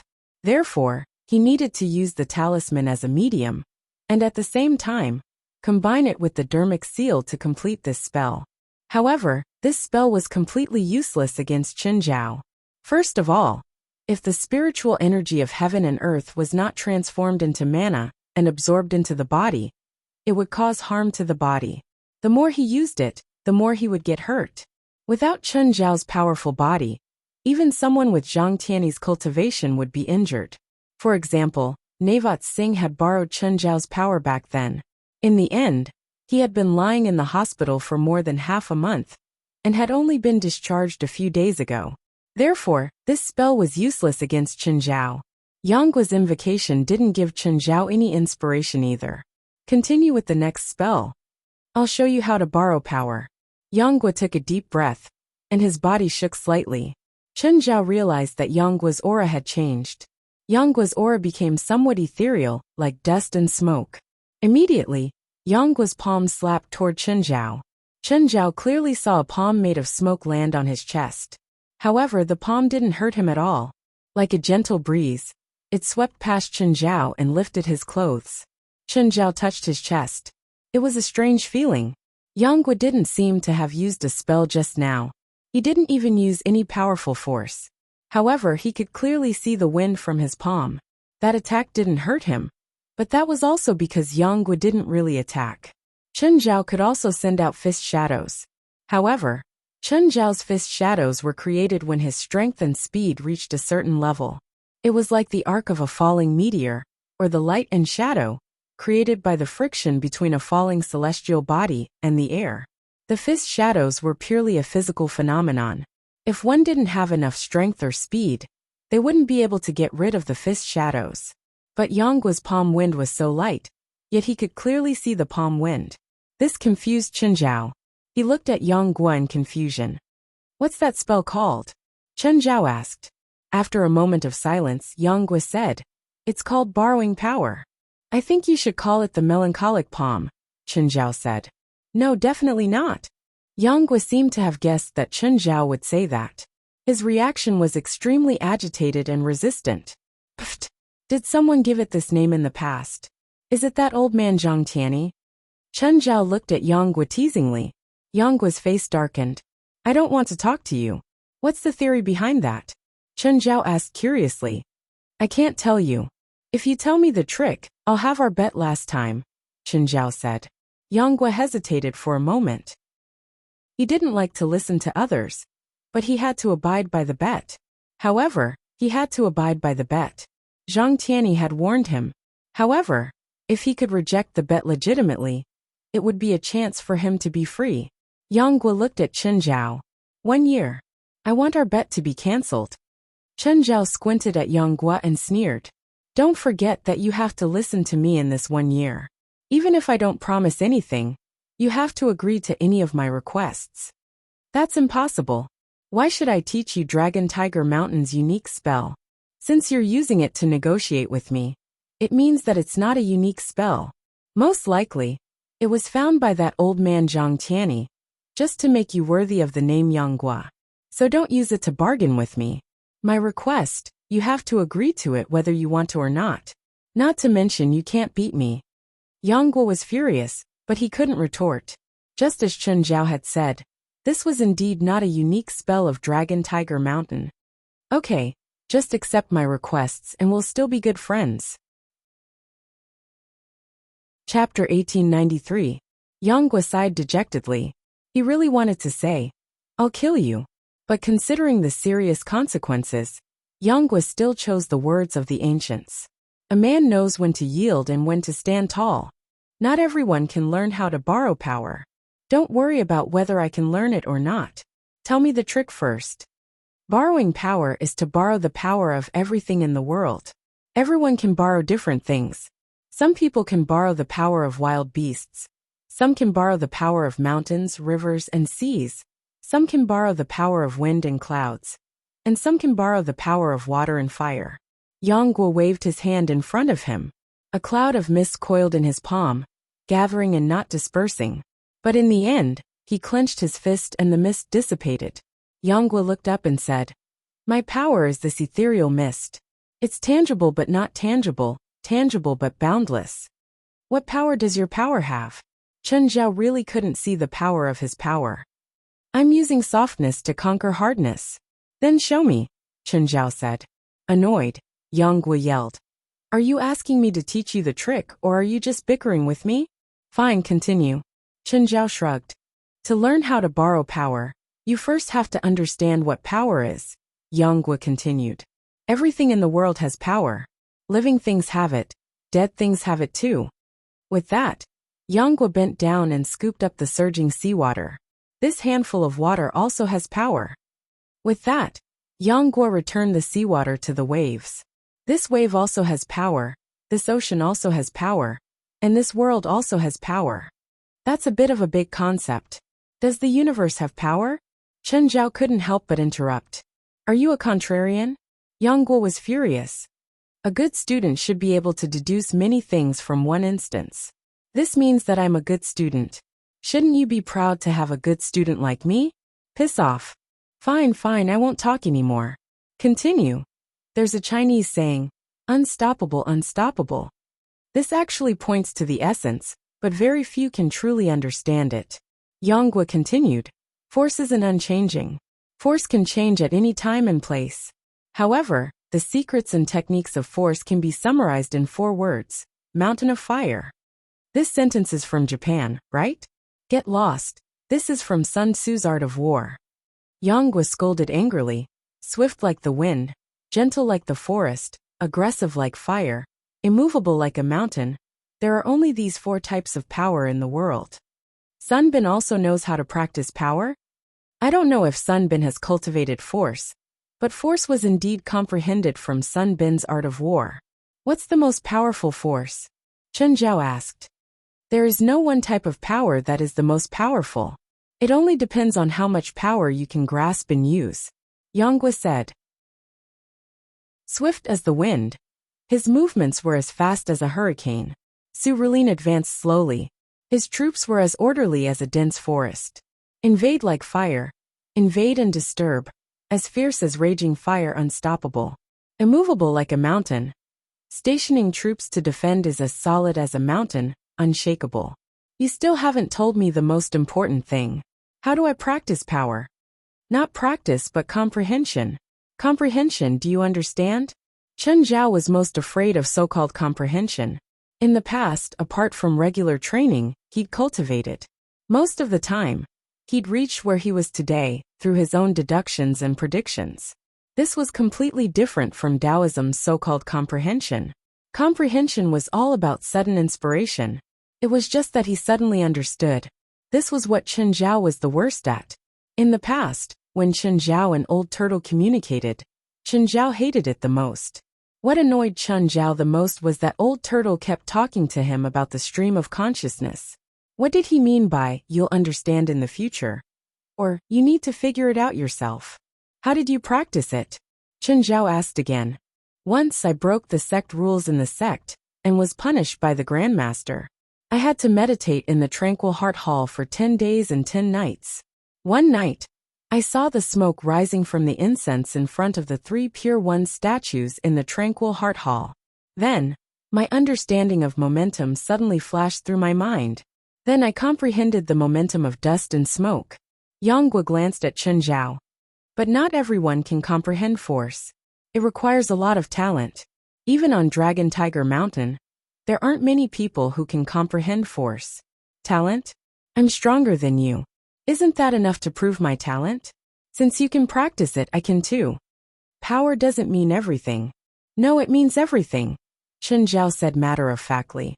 With that, Chen Zhao suddenly clenched his fist and swung. A fist shadow tore through the air. The fist shadow landed heavily in the waves more than 20 meters away. There was a huge boom, and a huge wave rose into the sky. This was power? Yang Guo was alarmed. No, the fist shadow looked domineering and powerful. But it didn't feel like power. It wasn't power. It was just a magic attack that looked similar. It's useless to scare me. I said that power doesn't mean everything. There are many seniors on Dragon Tiger Mountain who are stronger than me, but there are only a few who can truly comprehend power. Yang Guo still insisted on his point. If you want to comprehend power, you must first understand what your power is. If you can't even find your power, then it's just wishful thinking. Although Chen Zhao sounded tough, he didn't have much confidence. As for Yang Guo's words, Chen Zhao still remembered them. Find my power? Is my power the ocean? Chen Zhao turned to look at the ocean. It was turbulent, violent, and boundless. According to Yang Guo, power should be ever-changing. But the ocean was the ocean. What did it have to do with power? If it was borrowing the power of the ocean, there was no need for power at all. So power didn't really represent something or a living thing. My power doesn't represent the ocean either. It's my heart. Only a human's heart would have that kind of ever-changing fluctuation. Using something to represent power was actually a reflection of one's own personality. For example, Yang Guo's power was dust and smoke. Yang Guo's personality was plain and casual. Chen Zhao was a bit sick of this. It was a good cultivation trick, but it had to be like a stream of consciousness. Wouldn't it be better to just write a paragraph of the trick? Why did he have to make it so mysterious? It would be more troublesome for future generations to cultivate. Chen Zhao thought about it. What was my personality? It seemed to be similar to Yang Guo. Was my power also dust and smoke? Chen Zhao closed his eyes and imagined the wisp of smoke in front of the statue. I don't feel anything. I don't feel anything at all. Forget it. That feeling was too mysterious. I'd better imagine something more realistic. Chen Zhao turned to the green mountain behind him. He wanted to see if he could feel the power of the green mountain. Chapter 1894. He didn't feel anything. Qing Shan's aura wasn't his aura either. Chen Zhao looked up at the blue sky again.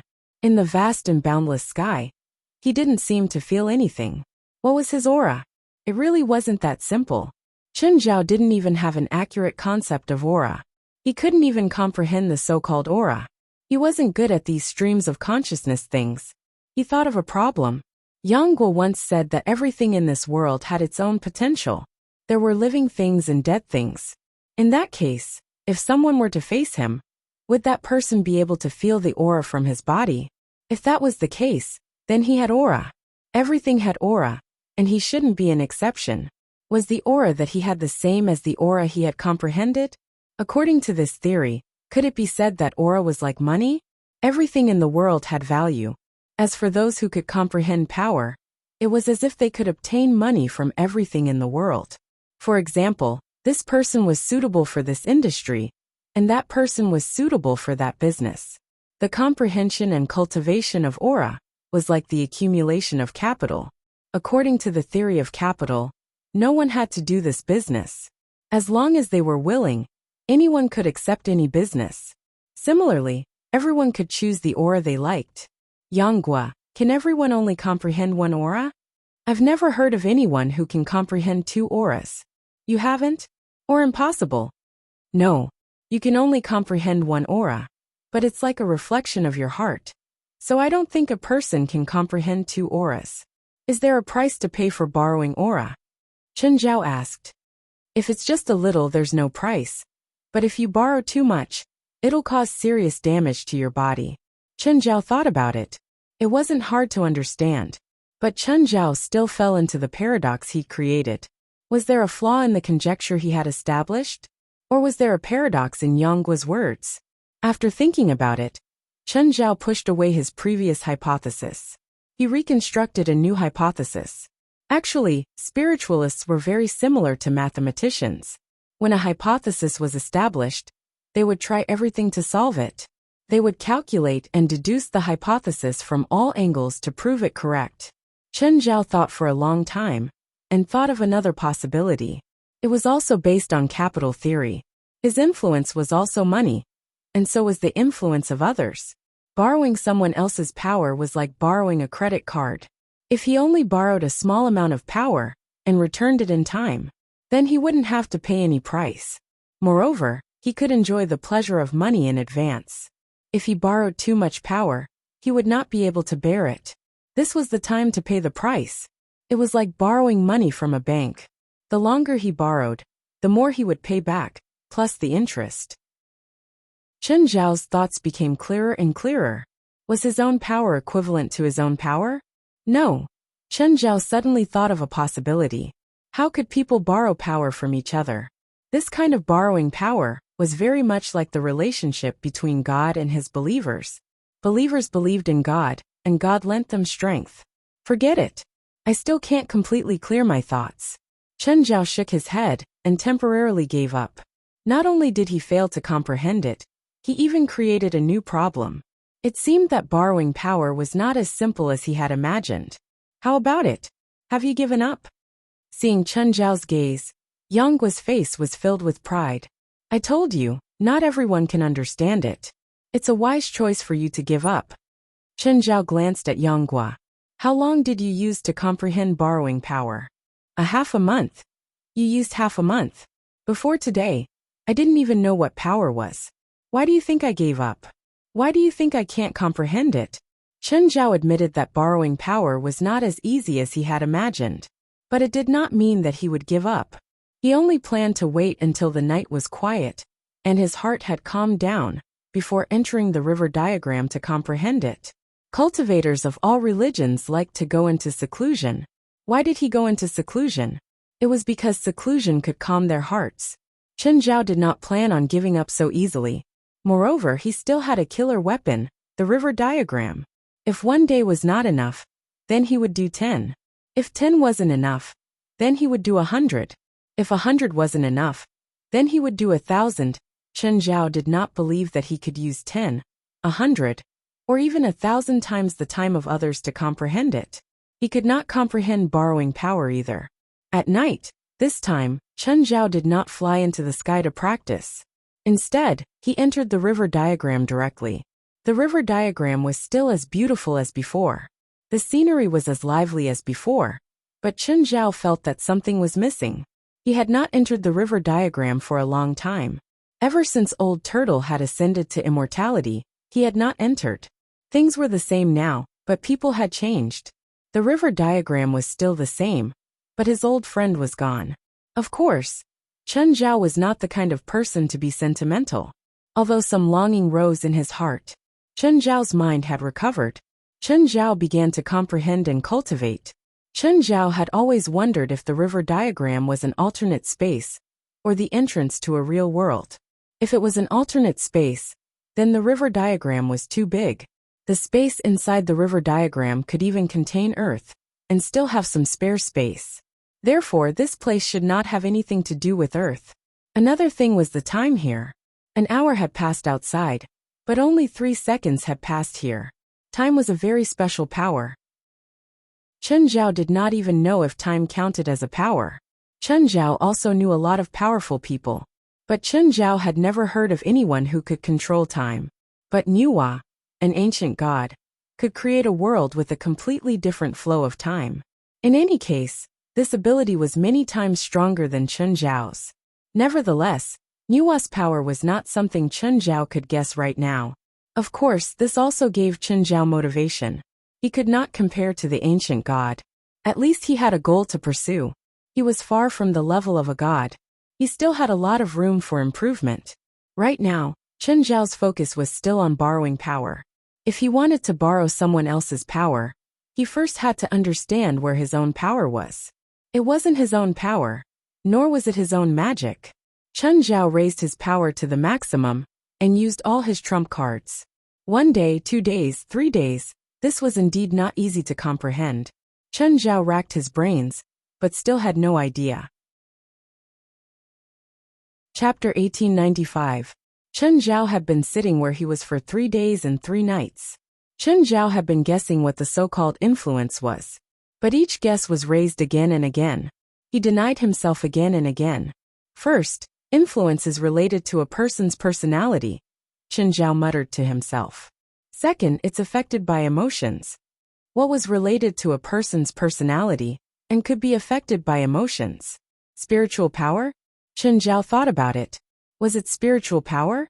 However, not everything had mental energy. Chen Zhao suddenly stood up from the ground. No, it wasn't that he didn't have any spiritual power at all. Apart from humans, other things could become demons and gain intelligence. Before transforming into a demon, they would develop intelligence. Even if it was a brush or a blade of grass, it could develop intelligence. So these things had spiritual power too. If this guess was correct, it was definitely related to spiritual power. But it wasn't pure spiritual power. Chen Zhao had activated 3 keys now. A golden key, a spectral key, and a red key. The spectral key could absorb the souls of enemies of a similar nature. Chen Zhao had absorbed a black dragon's soul before, so his spiritual power was much stronger than normal people's. But Chen Zhao didn't feel anything special about spiritual power. Spiritual power wasn't completely useless to Chen Zhao, but it wasn't very useful to Chen Zhao. First of all, strong spiritual power could increase one's resistance to spiritual spells and illusions. But strong magic could do the same. Also, when he cast spiritual spells, they would be much more powerful. But for this problem, it was the same as the former. The effect of strong magic was more obvious. Moreover, Chen Zhao knew very few spiritual spells. His best spells were Fall to Hell and Banshee's Charm. He could only use them a few times. In an intense battle, spiritual spells couldn't be used much. So strong spiritual power was useless to Chen Zhao. It was tasteless, but it was a pity to throw it away. But now if this guess was correct, then spiritual power wouldn't be useless anymore. Chen Zhao slowly rose into the air, and looked down at the ground. Below him were green mountains and ethereal clouds. How could he use spiritual power to turn it into influence? Chen Zhao spread his spiritual power out. He mixed in celestial power to see if there would be any changes. Chen Zhao tried, but there was no reaction. His mental energy and immortal energy did not fuse, nor did they reject each other. The two of them were clearly separated, and there was no reaction from each other. Let's try the spiritual chi of heaven and earth again. It was still the same. There was still no reaction. It was not magic power, nor was it spiritual energy. Chen Zhao closed his eyes, and his spiritual power continued to spread out. Soon, Chen Zhao's spiritual power covered the entire small world. Just then, the earth, mountains, plants, rivers, and the clouds in the sky seemed to gather toward Chen Zhao's mind. Chen Zhao observed the things that gathered. A dark yellow air current rose from the ground, a green air current rose from the trees, and a blue air current rose from the river. There was also the white stream of air produced by the floating clouds. Chen Zhao clapped his hands. I understand now. After the colorful air currents gathered, they formed a colorful rainbow-shaped ring above Chen Zhao's head and spread out in circles. Above his head hung a ring of rainbow, like the halo of an angel. Chen Zhao looked up at the halo above his head. He felt a bit sick of it. If he added a pair of wings now, he could disguise himself as an angel. At the same time, Chen Zhao felt everything around him giving him power. It was as if everything was becoming his body. As long as Chen Zhao could bear it, there was no limit to this power. Chen Zhao's mental energy spread in the small world. It was like an amplified signal station, filled with magnetism. It kept sending out some kind of signal, or rather some kind of rule. Everything within a 10-kilometer radius seemed to be covered by Chen Zhao's mental energy signal. This power absorbed from the mountains, rivers, and everything in nature completely fused into Chen Zhao's body. It also did not conflict with Chen Zhao's yin-yang fish at all. Chen Zhao felt as if this power was his own. So, this was how Yang Guo felt when he used borrowing power. Chen Zhao took a deep breath and pressed his palm down from above. Instantly, Chen Zhao's power merged with the power of the world. A huge palm pressed down like a Buddha's hand. The palm seemed to be real. It was almost 100 meters long. It fell from hundreds of meters in the sky and slammed into the mountain below. With a loud boom, a huge palm print was left on the slope of the mountain. The plants covered by the palm were completely destroyed. Damn, this move is awesome! Chen Zhao couldn't help but exclaim. The power of the world was even stronger than the fist shadows he'd developed earlier. Just then Chen Zhao felt his right arm go numb and itchy. Chen Zhao reached out and scratched. With this, he realized that the fifth pristine eyeball on his right arm had opened. Chen Zhao removed the tube. As expected, the fifth pristine eyeball had opened. The fifth pristine eyeball was absorbing the power of the world in Chen Zhao's body. It had the same function as the fourth eye of the thunder, but the type of power it absorbed was different. Then, the fifth pristine eyeball would be called the eye of the world. In short, it was snobbish. After the eye of the general trend absorbed enough of the great trend of heaven and earth, it closed. The power of the world in Chen Zhao's body was still full. Chen Zhao returned the power of the world. The rainbow halo above his head also dissipated. Eye of the world open. Chen Zhao tried twice, and finally succeeded in opening the eye of the world. Once the eye of the world opened, it started pouring the power of the world into Chen Zhao. The amount of power stored in the eye of the world was the same as what Chen Zhao could handle himself. This meant that Chen Zhao didn't need to specially absorb the power of the world around him. If he needed it, he could open the eye of the world and absorb the power of the world from it. The eye of the world could replenish itself. This was different from the eye of the thunder. However, this was because they absorbed different things. The eye of the thunder absorbed lightning. Chen Zhao had to wait for a thunderstorm or run into the high-voltage electric laboratory himself. Otherwise, the eye of the thunder wouldn't be able to absorb it. The eye of the world was different. As long as it was in this world, Chen Zhao could absorb endless power of the world. Chen Zhao started trying the power of the world and the eye of the world again and again. He tried to integrate the power of the world with himself. Chapter 1896. Under the power of the world, Chen Zhao's fist shadows became even stronger. If the fist shadows from before were purely physical attacks, then, after the fist shadow was strengthened by the power of heaven and earth, it had an enchantment effect. However, there was one thing, and that was that the consumption of the worldly power far exceeded the absorption. Even with the help of the eye of the general trend, his absorption speed was only twice as fast as usual. At the same time, their reserves doubled. Chen Zhao had predicted that if he went all out, he would not be able to escape. It would take about an hour for him, and the eye of the general trend, to completely unleash the world's momentum. In other words, he could only maintain this all-out state for an hour at most. Chen Zhao's physical body did not become stronger after using the power of the world. His strength and speed increased, but there were no qualitative changes.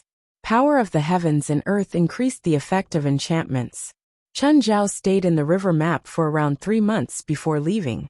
To the outside world, only 2 hours had passed. Portia was startled. She had thought that Chen Zhao wasn't home, so she asked the kids. The kids didn't know where Chen Zhao had gone either. In the end, Chen Zhao appeared out of nowhere. "Boss, where did you come from? You didn't even say anything. You scared me to death. This is my home. Do I have to report to you where I go?" Chen Zhao rubbed his shoulder. Just then, Yangguo walked in. When he saw Chen Zhao, he was stunned.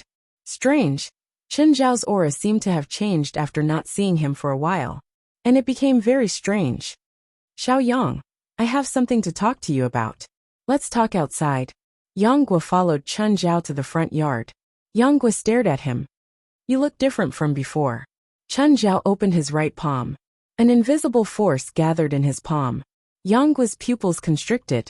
That familiar yet strange aura. Force. Yangguo stared at Chen Zhao in shock.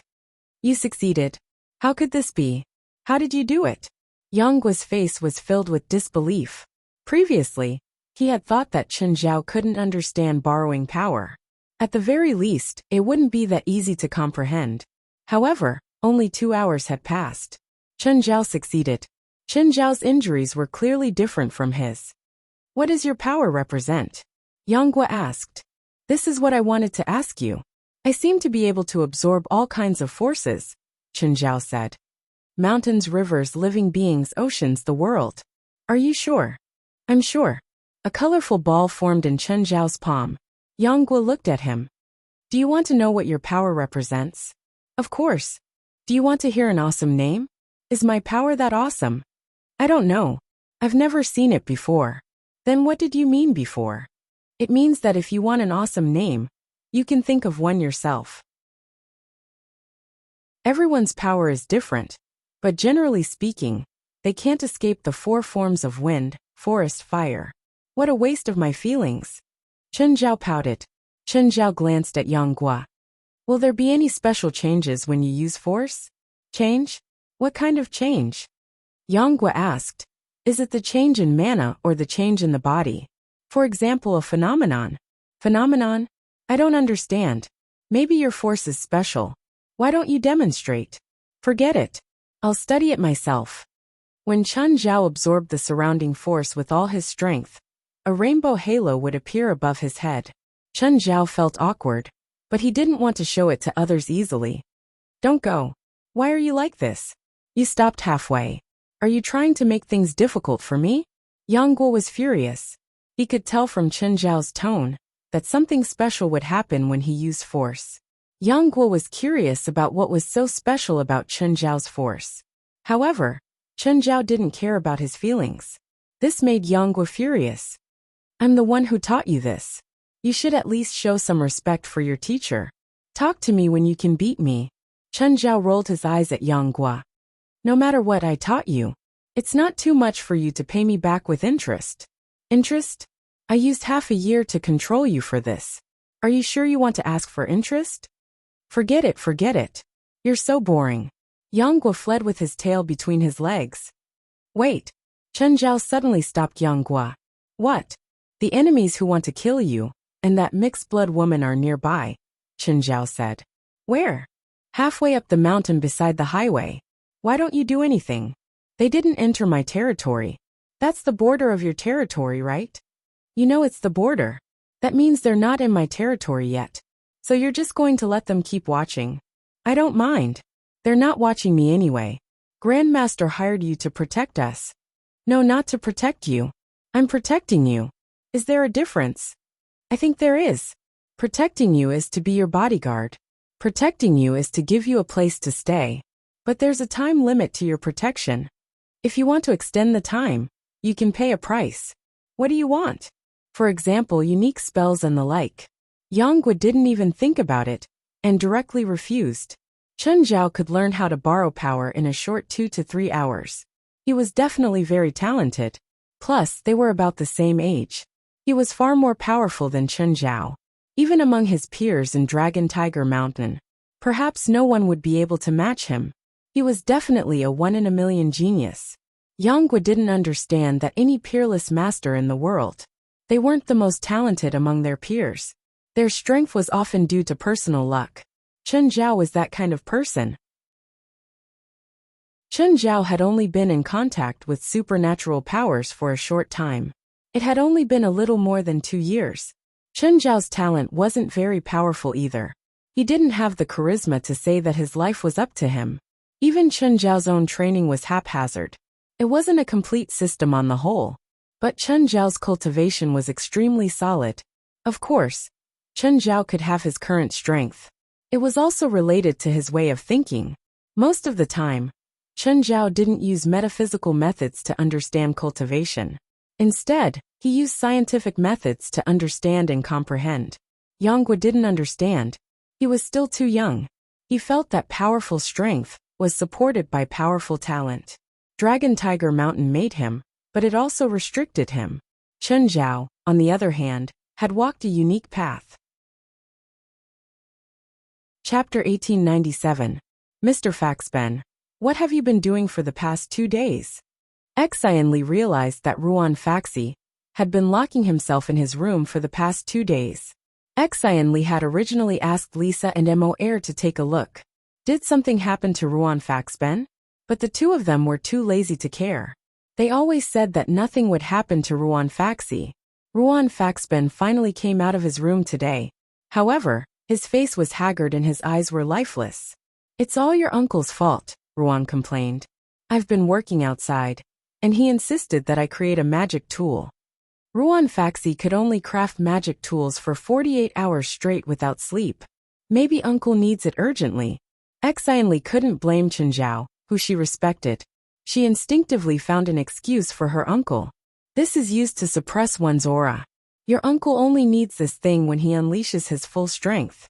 In North America, no one really needs him to unleash his full strength, so this magic tool is not in a hurry. The magic tool itself was not a very complicated magic tool. However, it was troublesome, and there was a certain degree of difficulty in some of the detailed steps. Are you ready, Mr. Farsburn? It's done. I'll go out for a while and send this to your uncle, Ruan said. Mr. Faxben, let me help you. You can have a good rest today. Well, all right. Ruan Faxi was happy to relax and handed the ring-shaped magic item to Xianli. Xianli took the ring and left the hotel. At this moment, Xianli's shoulder was bumped by someone who was coming towards her.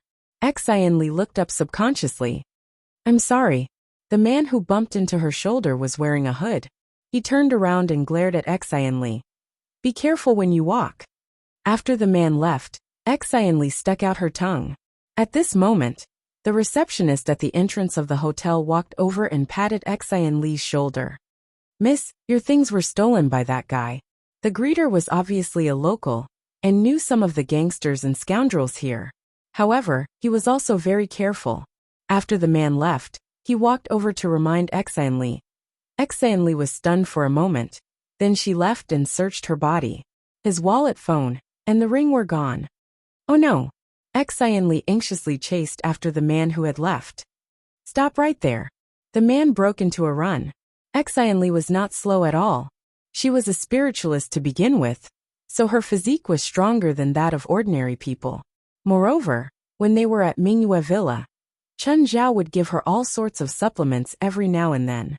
Therefore, her physique was much better than that of ordinary spiritualists. However, The thief was also a local bully, so he was not slow to begin with. In addition, he was familiar with the local terrain. Li was unable to catch up immediately, climb over a wall, jump over a barricade, or crawl into a building. All of these made Li feel strained and troubled. Fortunately, Li's stamina was good. Even if she had to run a long distance, she was still able to keep up with him. After running for a while, the thief also felt a little tired. He originally thought that as long as he persisted for a while, the little girl behind him would be left behind. The result was beyond his expectations. That little girl was really good at running. The thief gritted his teeth and finally stopped. He turned around and saw Li chasing after him. "Little girl, do you want to die?" Looking at the vicious thief in front of her, Li remained calm. No matter how vicious the thief was, he was just an ordinary person. But she was a spiritualist and a curse witch. "Give it back to me, or I won't go easy on you. Fuck off or I'll kill you." The thief took out a dagger and slashed it in the air, staring at Li fiercely. Seeing that the thief was unwilling to give it back, Li had no choice but to attack. Staring at the thief, Li chanted a silent spell. A red thread drilled into the thief's body. The thief did not notice it at all. The thief's breathing became heavier and heavier. He panted heavily. For some reason he had already stopped. But the thief felt his body getting heavier, and his breathing became more difficult. It was as if he had run a marathon. Li saw that her weakened spell did not seem to be very effective on the thief. Weaken would weaken the opponent's physique to a certain extent. However, the stronger the physique, the weaker it would be. Of course, this was also because Li did not use her full strength. "Seems like I went too easy on him," Li thought. Li used Weaken again. This time, it was 5 times stronger. Weaken wasn't fatal. Even the most serious Weaken spell would only need to lie in bed for a few days to recover. The thief suddenly felt his legs turn to jelly. He could not even stand. With a thud, he fell to the ground. The thief opened his eyes and watched as Li walked to him. She took out the things he had just stolen. Li found her wallet, ring, and phone that had been stolen. Li looked at the thief on the ground with a sense of pleasure. She kicked the thief. "I'll let you go this time." Li was still soft-hearted. If it was someone else from the supernatural organization, one kick would probably make him bedridden for 3 to 5 months. Just then, a cold light shot down from above. Li's heart froze. She realized the danger. But her body could not react in such a short time. Li tried her best to move away, but the cold light had already pierced her chest. Wah! Li took 2 steps back and spat out a mouthful of blood. Just then, a pale-faced man jumped down from the balcony of a house not far away. The pale-faced man stopped a few meters in front of Li. "Do you know where this is?" "This is Blackford, my territory. All spiritualists have to follow my rules here. But you dared to use magic on my people." The pale-faced man raised the gun in his hand. The gun was made of gold. The man stuffed a golden bullet into it. Normal people did not know. Only spiritualists did. Gold had a very powerful anti-magic effect. The golden bullet the man used was specially made to deal with spiritualists. Li's face was also very pale. "This guy stole my things. I just wanted to take them back." "He's my subordinate," the pale-faced man said coldly. The pale-faced man said coldly. Moreover, a spiritualist actually had something stolen by an ordinary person. That can only mean that your ability is inferior. "You're unreasonable." Li's face showed an unusual redness. Blood rushed to her head, and she spat out another mouthful of blood. "Give me the things and get out of my territory." Chapter 1898. Li knew she couldn't win. She turned around and tried to run, but she couldn't outrun bullets. In a flash, Li's calf was pierced by a golden bullet. With a thud, he rolled on the ground. The pale-faced man took the things Li had just found, ignoring her on the ground. He pulled the thief up and left. Li was just a little girl. She couldn't take it. She didn't make a sound. Her face was covered in tears. She climbed up with difficulty and limped back. Back at the entrance of the hotel, the receptionist saw Li with tears on her face and blood all over her body. She immediately knew something was wrong and ran over to help Exionly. Exionly finally couldn't hold back her tears any longer and burst into tears. When Ruan Faxben, Lisa, Moore and Kalon learned that Exionly was injured, they all exploded. Exionly's injury wasn't light. They quickly sent her to the hospital. In England, gangs had always been a problem in every city. Everyone asked Exionly, but she didn't say anything. She just cried. They only learned some things from the receptionist, but they didn't believe a thief could hurt Exionly. 2 golden bullets were taken from Exionly's body. Was that something a thief could use? Clearly, the thief knew Exionly was a spiritualist and purposely attacked her with the golden bullets. Everyone's faces were ugly as they stood outside Exionly's ward. Exionly cried until she was tired and fell asleep. She was just a little girl. Her mental endurance wasn't high. Now that she suffered like this, it was easy to imagine how depressed she was. What do we do now? Kalon asked. He didn't know what to do either. Ask the old vampire, Lisa said. We're unfamiliar with this place and don't have any clues, but the old vampire definitely knows. Since he used golden bullets, he's definitely not a low-profile person. It's the right choice to ask him. The key is, how do we tell the president? Ruan Faxben said worriedly. If the president knows what happened here, he'll skin us alive. That's why we have to solve this as soon as possible. We need to find the person first, and then calm Exionly down. Lisa was also terrified. I'll call the old vampire. Ruan Faxburn took out his phone and dialed Nagran Vagress's number. My Lord Earl, my companion was attacked in Edinburgh. I want to know if there is anyone in Edinburgh who uses golden bullets.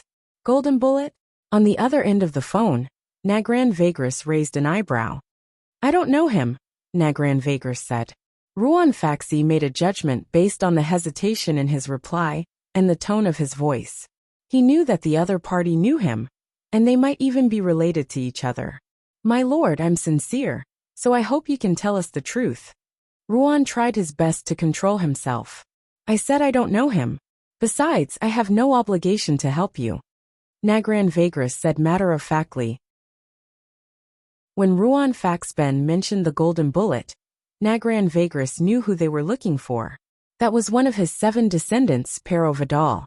That was a descendant who had accompanied him for 100 years. To Nagran Vagress, all 7 of them were his children.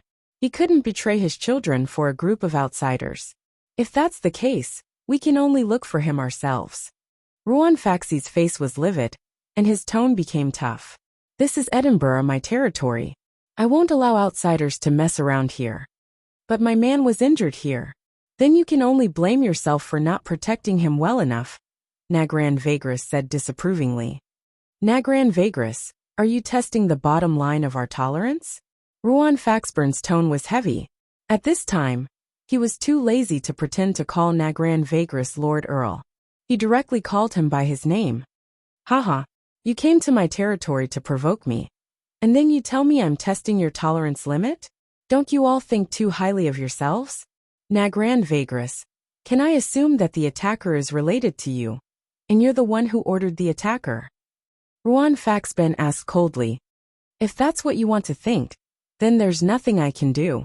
Nagran Vagress wasn't affected by Ruan Faxi's threat. Due to your attitude, our cooperation ends here. You'd better leave Edinburgh, or I won't go easy on you. It's impossible to leave. You'd better prepare yourself. We'll go find you, Ruan Faxi said angrily. You want to start a war? As you wish. Nagran Vagress obviously wouldn't back down now.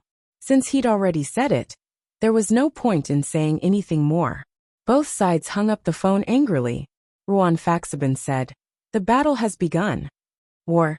Although Reisa didn't hear Nagran Vagress's words, she could roughly guess the situation from Ruan Faxibin's conversation and his tone of voice. Call on, stay here and protect Exionly. We'll go find the old vampire to settle the score, Ruan Faxi said. I don't want to. I want to join, Kalon immediately shouted. This was the first time he'd been involved in a battle since he became a spiritualist. He wasn't willing to give up. He wanted to participate. Then who's going to protect Exionly? Lisa glanced at Colin. If we start a war with that old vampire, He's likely to attack Xianli again. What if she gets hurt without anyone protecting her? You can stay here and protect Xianli, Kalon retorted. We're going to kill. Lisa's gaze was cold. Do you dare to kill? Kalon finally realized. The battle they'd imagined wasn't the same thing at all. Ruan Faxi, Lisa, and even more weren't going to fight. They were going to kill. They weren't joking. The three in front of them weren't good people. They were all people who had experienced real battlefields. Ruan Faxi patted Kalon's shoulder. Kalon, you should stay. You definitely don't want to see what we plan to do. Kalon finally nodded and didn't say anything. The three of them weren't the kind of people who could swallow insults. Even more, who usually looked like a good kid, had the bloodiest fighting style. Chapter 1899. Li Peiluo, did you attack a girl? Father. Li Peiluo Weeder was stunned. Do you know that girl? That's a problem, Nagran Vagris said. Father, I'll deal with it myself, Li Peiluo Weeder said. Li Peiluo Weeder understood his father. When he thought it was trouble, it was real trouble. Bring your trusted men, and all your weapons to my castle. All weapons? All weapons, Nagran Vagris said seriously. Nagran Vagris said solemnly. Also inform your other brothers to join the battle. Nagran Vagris divided Edinburgh into 7 parts, and each descendant received a share. This was why he could control the entire city. Although Nagran Vagris was a vampire, his control over Edinburgh was similar to the Black Hands family-style operation. Then, the children all called to ask about the situation. Nagran Vagris told the children the truth. Nagran Vagris didn't dare to be careless. After all, he had the ability to kill a 2-headed ogre deep in the mountains. Of course, this didn't mean Nagran Vagris would back down. This was Edinburgh, his home turf. Earl, there's a group of people outside. They say they're your children. Nala El said as she walked in front of Nagran Vagris. Yes, Li Peiluo is here. Let him in. Nagran Vagris nodded.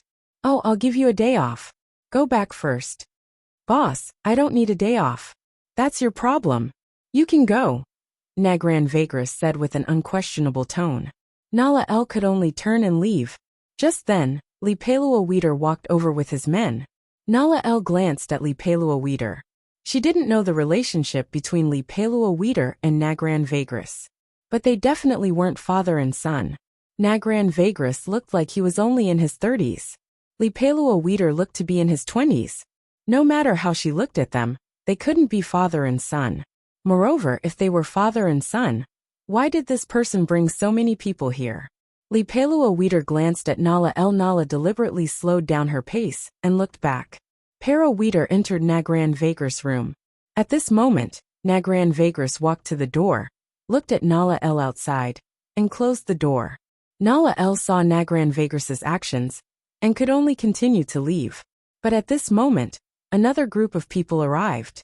She was a voluptuous, sexy woman, with her hands in her pockets, walking like a cat and chewing bubble gum. This woman was followed by more than 10 other women. When the woman passed by Nala El, she stopped. Is my father here? Father?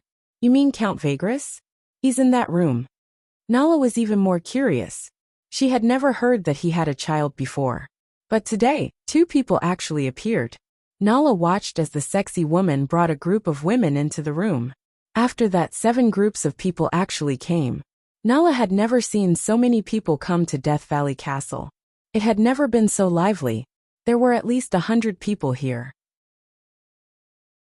In Death Valley Castle, there were usually only Nagran Vagris and Nala Iyer.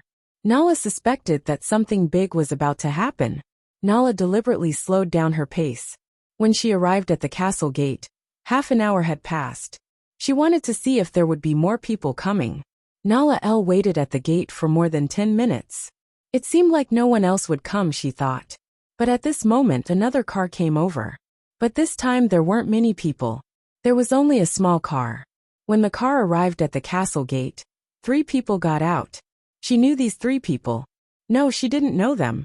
To be precise, she had only seen them before. The 3 of them had been here twice before. Hi, Miss Nala. You're here for the Count? Yes, we're here for Nagran Vagris. I'll take you to see the Count. Nala El was still worried about not having an excuse to go back. Just then the three people arrived. Nala brought the three of them to the door.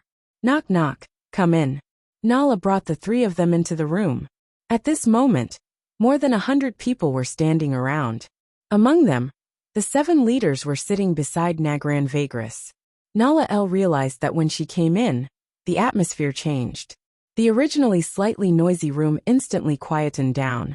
Everyone shut their mouths and stared at Ruan Faxben, Lisa and more. Nala, didn't I say that today is your business? You can go back first, Nagran Vagris said. Oh, Nala El thought they were doing something. Unfortunately, Nagran Vagris chased him away. You three are really bold. You threatened to start a war with me. Why? Can't find anyone? Nagran Vagris looked down at the 3 uninvited guests, his tone somewhat disdainful. Do you think you have the right to make us fight? Ruan Faxben looked at everyone in the room. In the end, his gaze landed on Nagran Vagris. You think 100 or so people aren't enough? Nagran Vagris waved his hand. Whoosh, whoosh, whoosh. Just then, everyone raised their guns and pointed at Ruan Faxben, Lisa and more. The 100 or so people present were all those who had undergone vampire conversion rituals. However, their rituals were incomplete, so the vampire bloodline was very thin. Only Nagran Vagris and his 7 children were true vampires. These 100-plus people all knew that they could be considered half of the spiritualists. Not enough, Ruan Faxben said indifferently. Both Lisa and Moore were ready for a fight. Looks like you want to die. I'll fulfill your wish. Just then Nagran Vagris's phone rang. To be precise, the ringtone wasn't his own phone. Li Palua Weeder had given it to him after snatching it from Xian Li. Hey, Xian Li. Chen Zhao's voice came over the phone. Did you forget to call me today? Chapter 1900. Nagran Vagris listened to the man on the phone muttering to himself. Then he hung up. Chen Zhao saw that the call had been hung up. He dialed Xian Li's number again. Xian Li, is it inconvenient for you to talk? Are you being held hostage? Is someone beside you? Chen Zhao started to use his imagination. Nagran Vagris silently hung up the phone again. This time, Chen Zhao didn't call Xian Li. Instead, he called Ruan Faxben. When Ruan Faxben saw the caller ID, a thought suddenly popped up in his head. I'm done for. In the instant that the call connected, Ruan Faxben could almost feel the flames of anger erupting from the phone. Ruan, where's Xian Li? What happened to her? President. Something happened to Xian Li. We're solving the problem now. Ruan Faxben's expression was very ugly. Why didn't Xian Li say anything just now? She can't say anything? Is she seriously injured? Or is she being held hostage? She's injured. She's in the hospital. Her phone was stolen. We're negotiating with them now. Negotiating? Fight. Ruan Faxben could only say honestly. Turn on the locator. Ruan Faxben's expression was somewhat stiff. He turned to look at Lisa and more. Finally he looked at Nagran Vagris. Big trouble is coming. My blood family and I are never afraid of trouble, Nagran Vagris said expressionlessly. You should be afraid. Hand over the murderer, and this will end here. Ruan Faxben's tone became urgent. Don't even think about it. Nagran Vagris was still determined.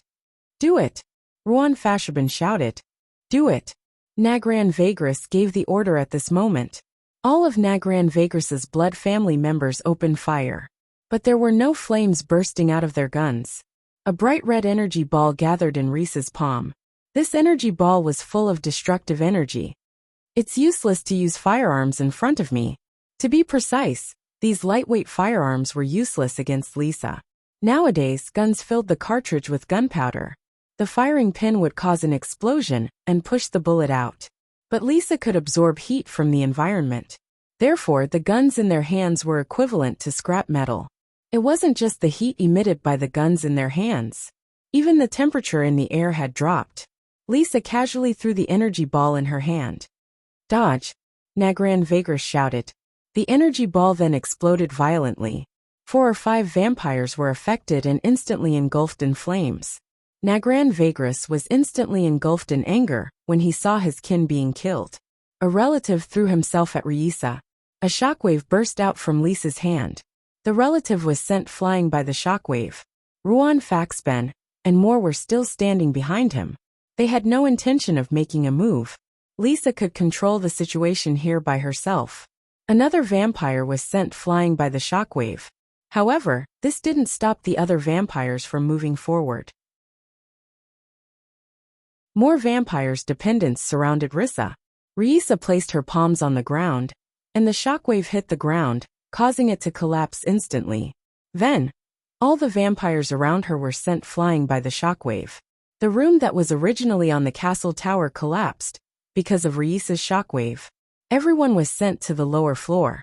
Nagran Vagris saw that a little girl was so difficult to deal with. He couldn't help but feel a little solemn.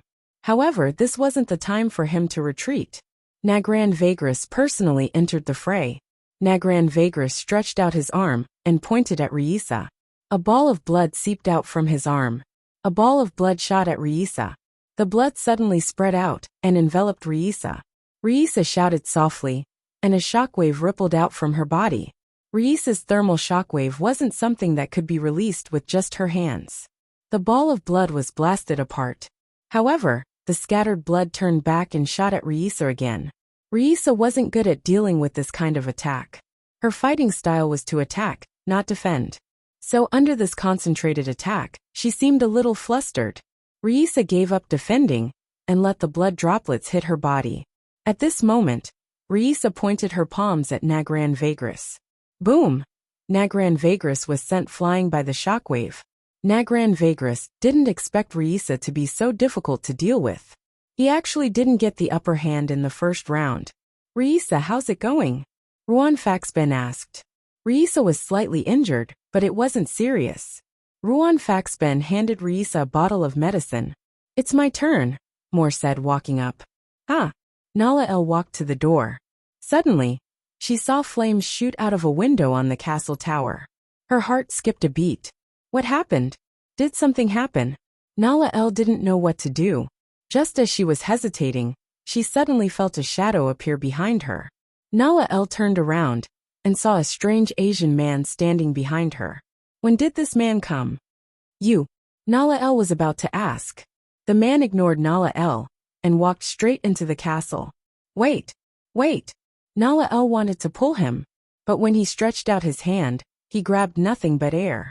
Nala El sped up and ran to him. Stop right there. Who are you?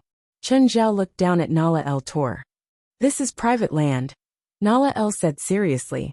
Really? Whose land? Chen Zhao didn't stop. Stop. This is Earl Nagran Vagris's property. He's a big noble. Really? I'm here for him. Nala El clearly didn't believe him. Stop or I'll call the police, Nala El threatened, taking out her phone. Chen Zhao reached out and crushed the phone in Nala El's hand. Chen Zhao glanced at Nala El indifferently. Sorry, I wasn't careful. Nala El stared at him in shock. Chen Zhao clearly didn't have good intentions. She couldn't stop him at all. Chen Zhao walked forward as if there was no one around. Boom! Just then another violent explosion sounded in front of them. Chen Zhao had already walked over with big strides. When Chen Zhao pushed open the door, everyone's eyes were on him. Nala El saw that someone had died at the scene. Nagran Vagris and the others were in a standoff with Ruan Faxben, Risa and more. Nala El didn't understand what had happened. When Ruan Faxben, Risa, and more saw Chen Zhao, their expressions changed. As expected, he still came. You're tuning in to the Li Mei's Wuxia Whispers YouTube channel. We're so grateful for your support. And don't forget to subscribe to join us on this incredible journey through captivating stories.